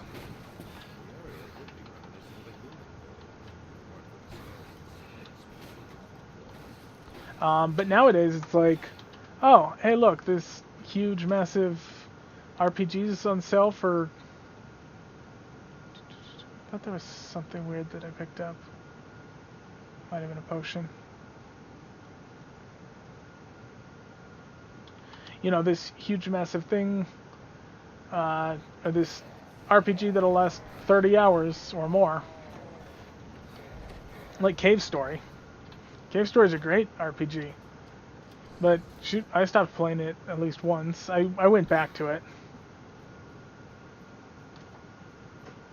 But at least once I wound up not playing it because there was other stuff. Shin Megami Tensei, I've got like 30 hours in, and something drew my attention, and I haven't gone back. At this point, I might have to restart just because I don't remember anything. That game's super confusing, and I was playing it on a handheld, so I didn't have like a wiki available all the time like I usually do when I play games. Because, I don't know, I guess I had my phone, but I had very limited data and the Wi-Fi didn't work and various excuses. But, you know, I would play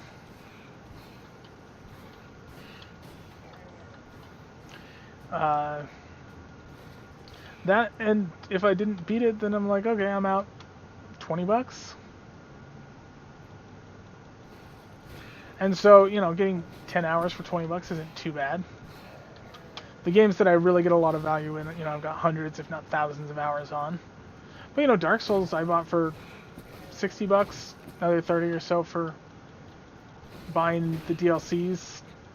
And Dark Souls 2, most of the Dark Souls I have several hundred hours. I think between the three of them, including the revamped Dark Souls 2, I'm well over 1,000. and I could go back and play them. I've got Witcher 1 and 2, and I don't think I ever fully beat Witcher 3. So, there's just so many options that once something is no longer in the forefront of your consciousness, when you're no longer consciously thinking, I can't wait to get home to run this game, to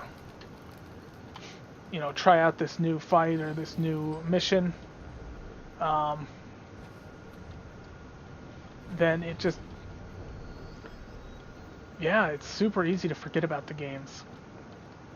And I think partly because of, the last experience you had with it was negative, or, you have those negative thoughts associated with it, that even when you think about going back, you're like, oh, I didn't really like that game, or that game had issues. And then for me, even years later, I'll think back and be like, why did I stop playing that game? I remember it being fun. It's functionally what happened with DDO. I decided to use streaming as kind of an excuse to go back to the game.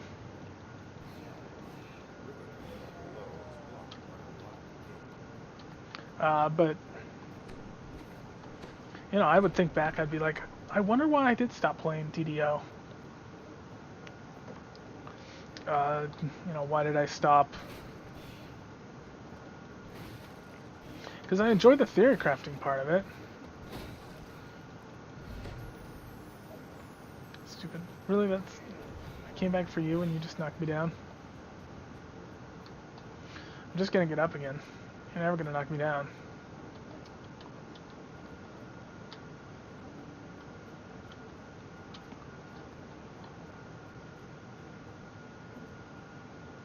And, if you see it happening, there are ways around it.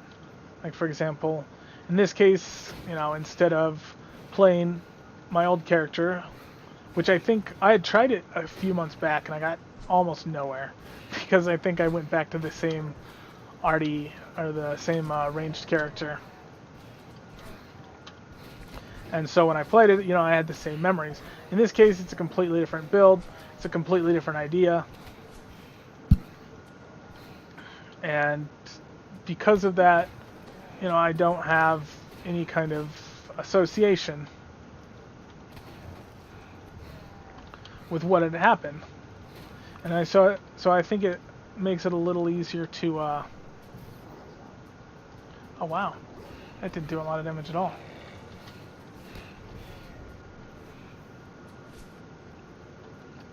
So, it makes it easier to come back without having that same negative association to the game.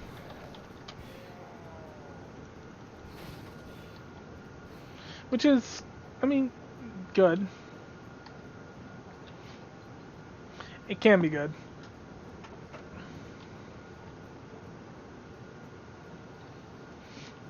Though I know for a lot of people, one of the things that they do that lets them stay interested in the game is... I remember this guy being a super tough fight. He is pretty tough, but no challenge for my cooldowns. That's how I usually had to do it too. I remember running through this place on my ranger, who was one of my first characters. And so I'm like, man, who would solo everything in this game? I know, a ranger. But I had no idea what I was doing. So I didn't, I did bows and dual wielding, but I don't think I did much in the way of feats. And yeah, I don't think I even did weapon finesse. I think I just did high dex with long swords. Oh, it was so bad. And he just had wands of cure light wounds that he would carry around.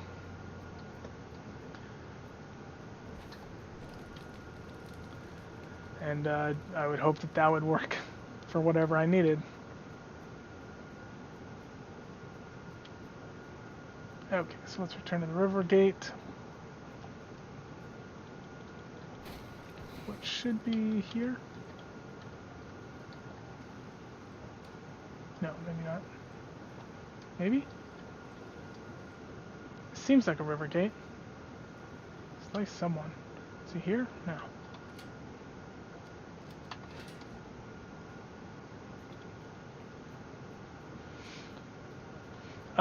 So yeah, playing with people you know. I know a lot of people love having guilds.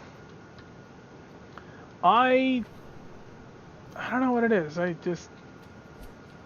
If people make me want to or play something that I don't want to play, I'm more resentful than anything. So like even the game that takes up most of my time, people in my guild were like, "Oh, we're gonna run a bunch of raids. You should come."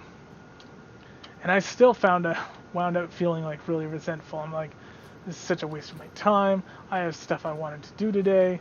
I can't just drop out of the thing. Like, So I think that might just be my like personality problem.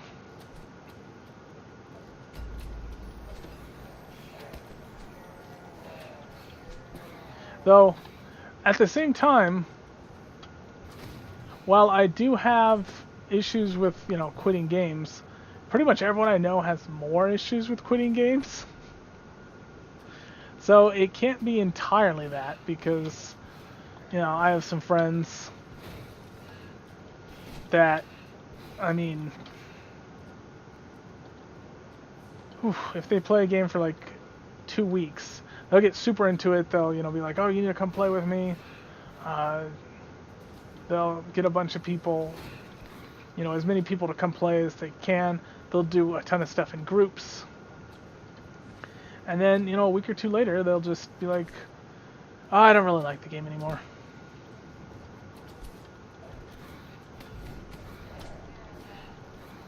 Whereas I don't know, whenever I start playing a game, I feel like I have to do a full analysis. Even though I could just say, "Yeah, I don't like the game anymore." I feel like I owe it to myself to be able to articulate why I don't want to play it. So, like DDO, if I'm like, "Oh, I don't want to play this anymore," I can't just be like, "Oh, the game's not fun." I have to say, this happened in the meta, this is how it affected my builds, this is the result of that, and therefore the game is less fun than it could have been, and I feel that X game or other game does a better job. Which I personally find good. For me, oh nice, negative healing amplification. That used to be super hard to get. It's nice that it's on random loot again. Though of course, having so much stuff on random loot does seem to make it difficult to get specific stuff on random loot. So maybe it's not the best.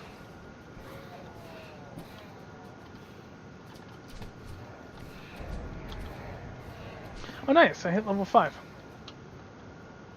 So that's exciting. That's what I wanted to do today, which is nice. I wasn't sure if I was going to be able to. Actually, yeah, I hit level 5 and I managed to get the mail for the favor. So that's 2 of my goals.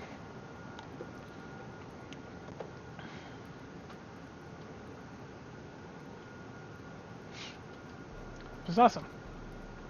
Though one of the things, I don't know, maybe they're just humoring me, but I do have a lot of people that will, ask me what I think about X game or Y game, and I enjoy being able to have in-depth analyses instead of just being like, "Oh yeah, Elder Scrolls Online sucked." I'll be like, "It was great. It was by far the best single-player Elder Scrolls game I ever played. Especially vanilla. Vanilla. Having rubber banding again. Tell me my internet's not going down again. Looks like it has. Yay.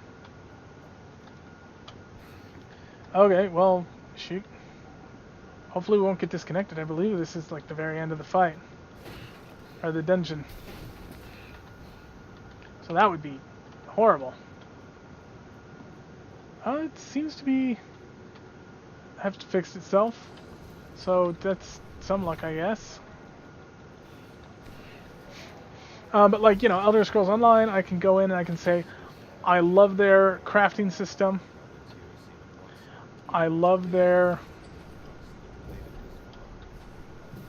I love how you can pick any race, any class, grab any weapon set, and actually complete content. I love being able to... You know, I love the feel. It feels balanced in terms of combat. Oh, of course. Stupid Raven enfeeblement. It feels balanced in terms of content, but at the same time, it feels like you have control over things. You know, if you're beaten in a fight, unless you're completely destroyed, you can usually say, hey, if I'd been a little quicker about dodging this or dodging that, if I had been a little more confident in this regard and pushed this a little harder, I probably could have won. Which is nice. It always sucks to just get completely destroyed. I need no bag slots. It always sucks to get just completely blown out in a mission, and oh, apparently I missed an ogre. Yeah, you can get completely blown out in a mission or on a fight, and you're just like, well, I guess I'll never complete that. Or I guess I have to come back in 20 levels. I much prefer being able to look at it and saying,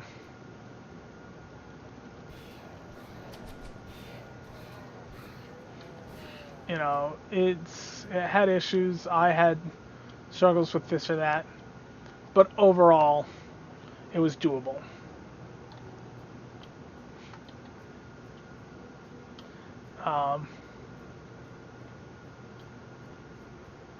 And Elder Scrolls did have that, or Elder Scrolls Online. It was super great. The problem was the players. And this is the problem.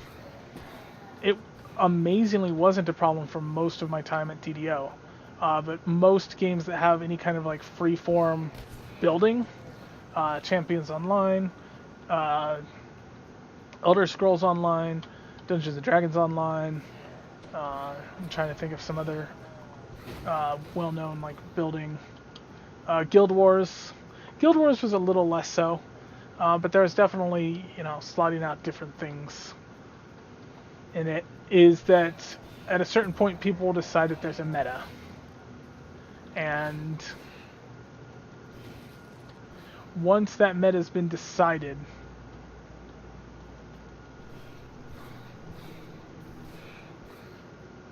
wonder. Nope. So you have to hit that with like an arrow. But I don't have arrows. I probably do in my bag. So I wanted to see if I could hit it with an Eldritch Blast. That doesn't look like it.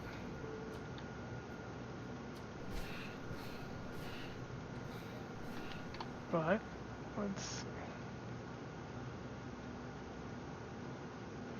Oh, I'm out of ammo. Really? I didn't loot any arrows?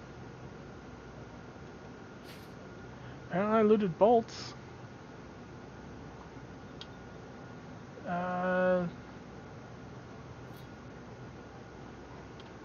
Throwing axes, perfect.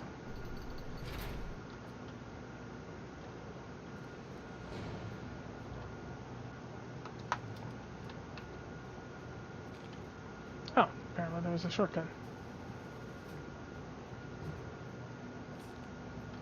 But yeah, for the longest time, DDO, you know, they had some kind of meta.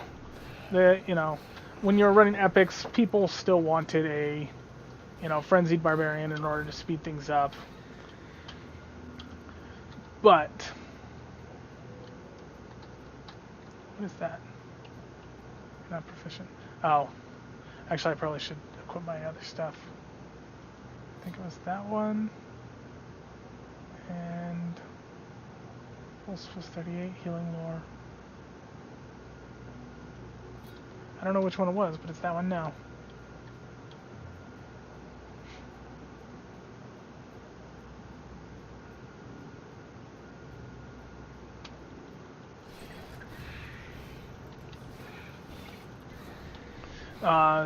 But yeah, so in Elder Scrolls, if you didn't have the right class combined with the right brace and the right weapons and the right everything, you could just forget about running endgame groups.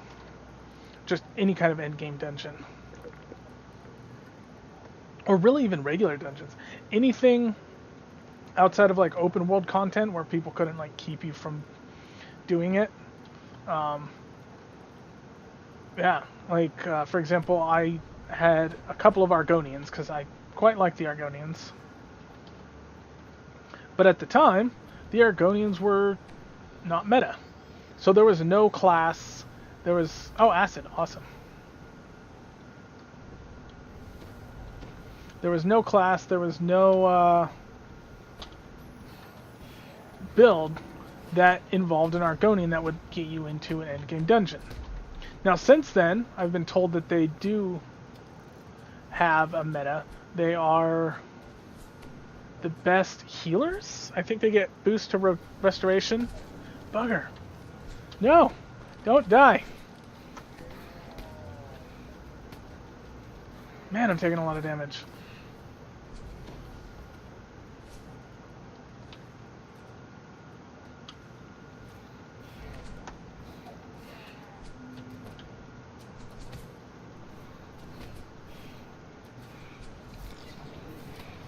Man, and this is on normal. I can't even imagine how bad those traps would be on elite.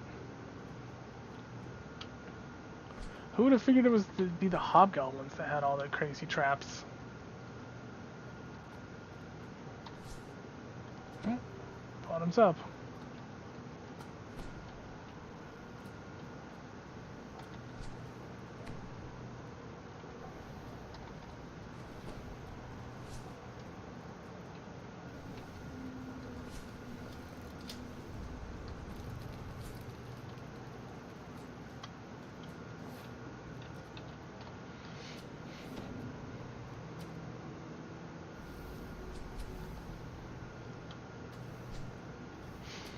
But yeah, it's even DC Universe Online to some degree.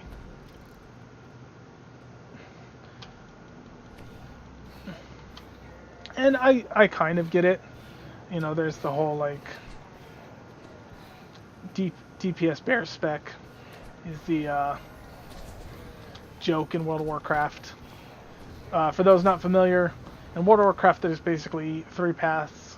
And I haven't played WoW much, so I'm sure I'll get all of this wrong. But there's basically like 3 main builds, or 3 like paths that you can go into for different classes. And I think it's changed over time. Like at one point, I think you could like mix and match, and then at another point you just like picked what your thing was. And then later on it was you picked the path, but you got to choose what abilities you got at which levels. But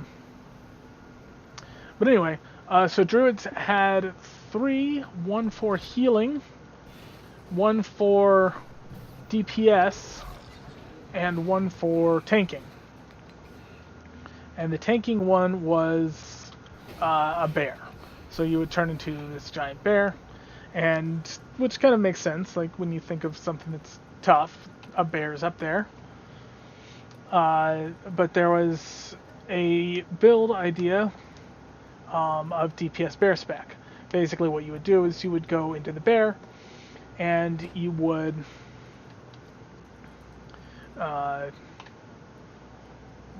DPS or spec for as much damaging abilities as you could, and you became a really tanky DPS. That wasn't quite as much damage as a full DPS, but it was way more damage than most tanks. Then of course the problem was is people would, joke about DPS bear spec. Let's choose the right. Oh, cold. Awesome. And spikes. So many traps.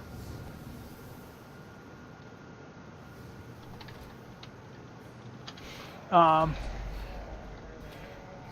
the idea was not so much that you were running DPS, so that was a problem, but that you would queue as a tank, and then when you show up and you're like, yeah, I'm DPS, they'd be like, well, we don't need DPS. DPS is garbage. No one cares about DPS. We want a tank.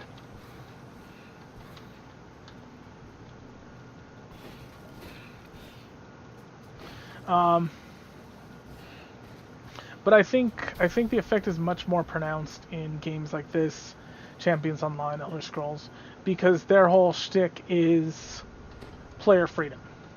Elder Scrolls' whole shtick was, hey, you want to cast spells? Pick up a staff, you can now cast spells. Hey, you want to take less damage? Pick up a shield. Great, now you can take less damage. Guild Wars 2 had kind of a similar type thing. That guy's nasty. I don't think I want to get hit by him. Oh, hey, look, he's got ads. Oh, shanks. And he knocks me down. But I got up again. He ain't never gonna keep me down. Stone Golem Hunter. Oh, he was a Stone Golem. Makes sense. 2,000 experience. I kind of want to see what a Stone Golem is. I don't remember running into them, like, elsewhere. Ogre? I have a ton to do with ogres.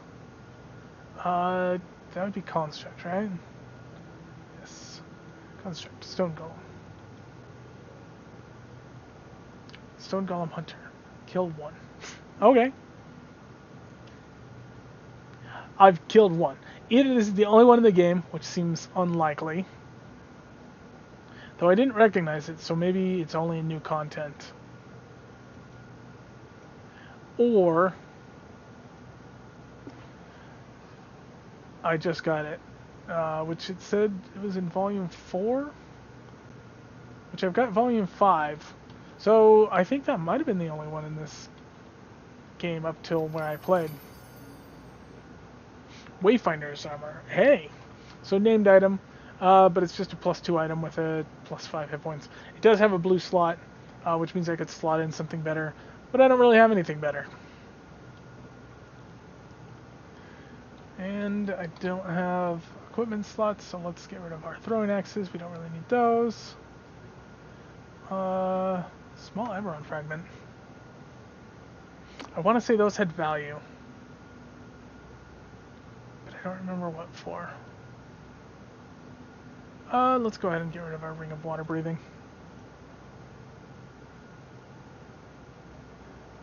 Okay, now we can loot most of it. Okay, I don't think one coral is going to be amazing. We'll get rid of our shield scroll. Yeah, that's fine.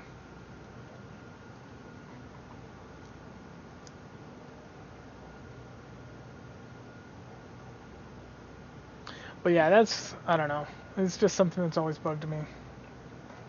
Maybe that's why I had so much issue when they increased the DPS of, like, by so much, and at the same time increased the, oh nice, increased the damage required, how many hit points enemies had by so much at the same time, because just this effect from Elder Scrolls Online.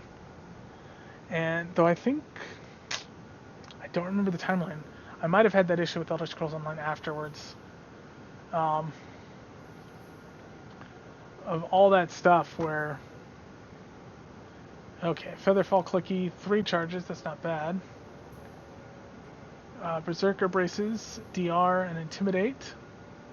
Meh. Unfinished Elemental Plate Mail. Lesser. Yeah, I can just cast my buffs. Stone Dust Chain. Axe Block. Necromantic Robe. Surefoot Boots. Puzzle Cap, +2 intelligence. Ogre Power Gloves of Repair. Charisma Cloak, that's not bad. Of Protection. That's not bad. I think that one's the lead. Scorpion Staff, Summon Monster 2 is nice. Guardian's Dagger is a great sword. Yeah, I think I'm going to go for the Charismatic Cloak. Oh, and it's bind to account. Nice. So now, I have no cloak. Interesting. I probably should have kept that. Oh well. I don't know what just happened with music. So I'll go ahead and pick that up. Oh, there was someone using music. Looks like a tiefling bard. Interesting. Okay, so I'm going to go ahead and level up, which I believe is... I thought it was down here, but it looks like it's up here. Bard, Barbarian, Warlock. Pledge Keeper. Well, that's appropriate for Barbarian, or Warlock. Spellcraft. Use Magic Device. Improved heroic durability. Oh, interesting. More bonus hit points. And the Warlock fee, Pact Magic and Knock. Interesting. So that's... That's interesting. Because that does look like an invocation. And I think Knock was one of the invocation things. Let me see how that works. So that's... Oh, it's just a free spell? It's not a free spell. It costs 15 spell points. Well, bugger.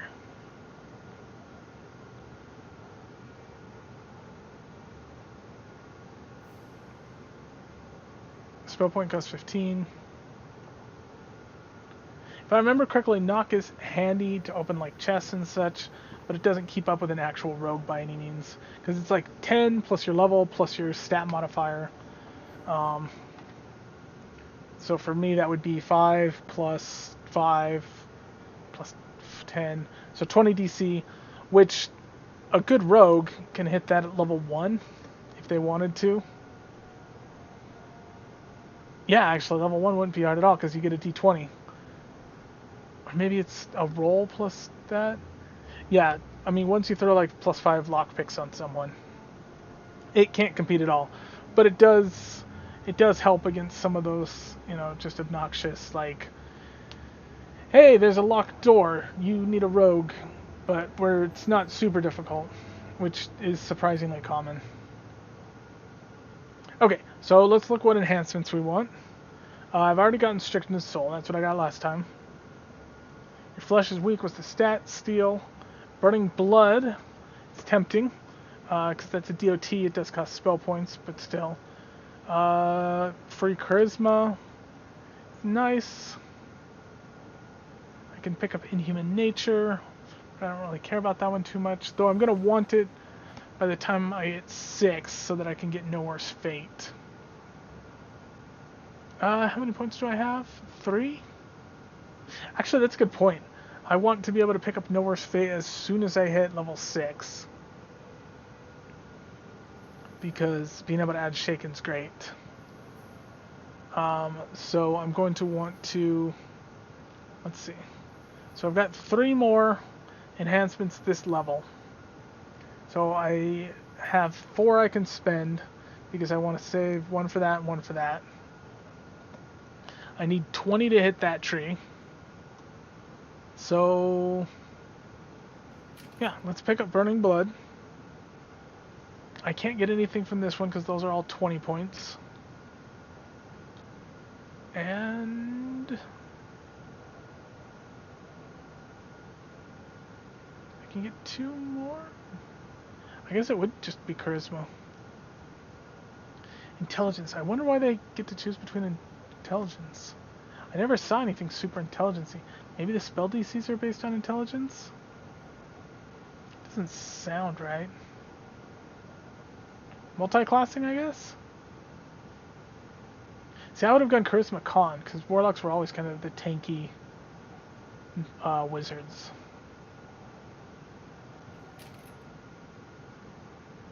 Whatever, I'm going to pick up Inhuman. No, it's just not that good. I'm going to hold off for +1 Charisma. Yeah, we'll do that.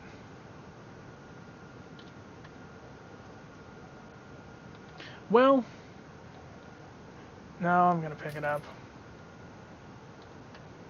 Because I'll probably forget to do it anyway, like I always do. So let's pick up Burning Blood, add it to my list of DOTs, maximize. So it does a D8 of fire, and or a D8 of acid, and a D8 +1 of fire every 2 seconds. It doesn't scale?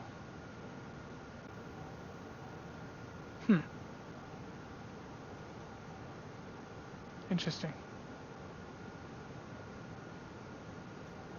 Oh, you know what? I bet Knock is kind of like Entangle. I just got it for free. Maybe? Anyway, I'm going to go ahead and call it there. I was able to hit... Oh, no! I have to check the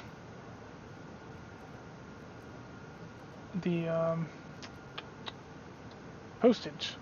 Where's the closest postier?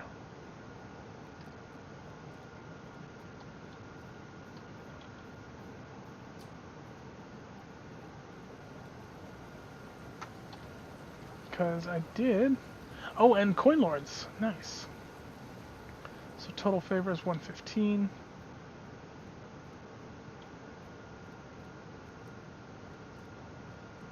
Jump.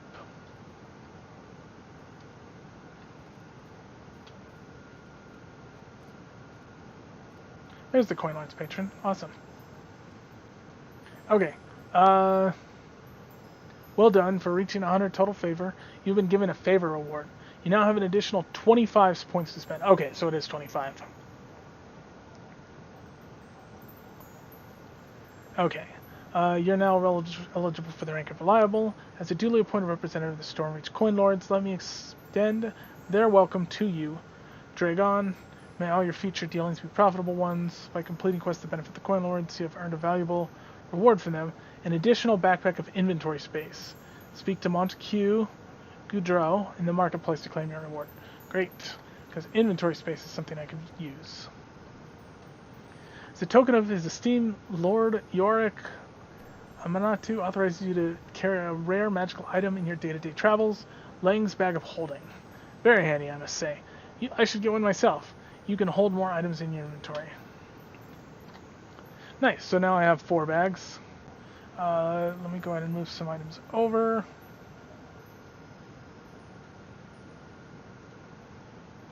Just because I always like to keep them in the last slot.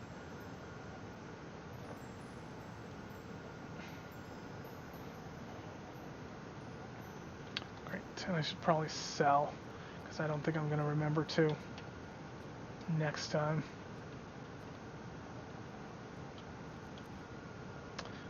So that's Lord Mart's Plaza. I don't think that's actually no, it is a zone. That's right. It doesn't have much. It has like 1 quest chain, but it is there, and that's the Emperor's. Okay, that's a quest entrance.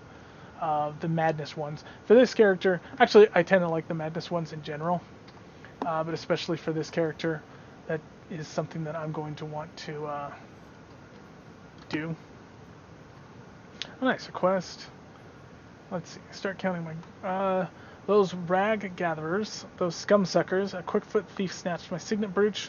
while I was inspecting some potions. Jurassico's baggage in a trashmonger's hands. What a humiliation. If you can get it back, I'll pay you 1,000, no 100. Oh, let's just say it's an ample number of gold pieces. Are you a coward, or do you want the job?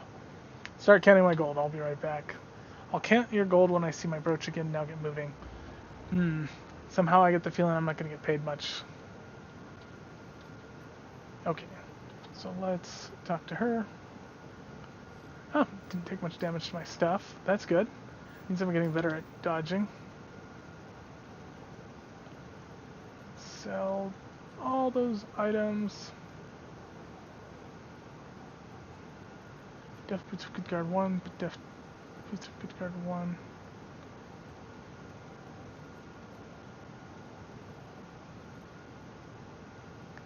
Strength +1, spell save. Tumbling, scroll of fog cloud. You know what, I think I might lock the Omni spell dust. I don't know if it's useful at all, but I kind of don't want to accidentally sell it. Okay, so yeah, let's go ahead and call everything there. I will see you guys next time.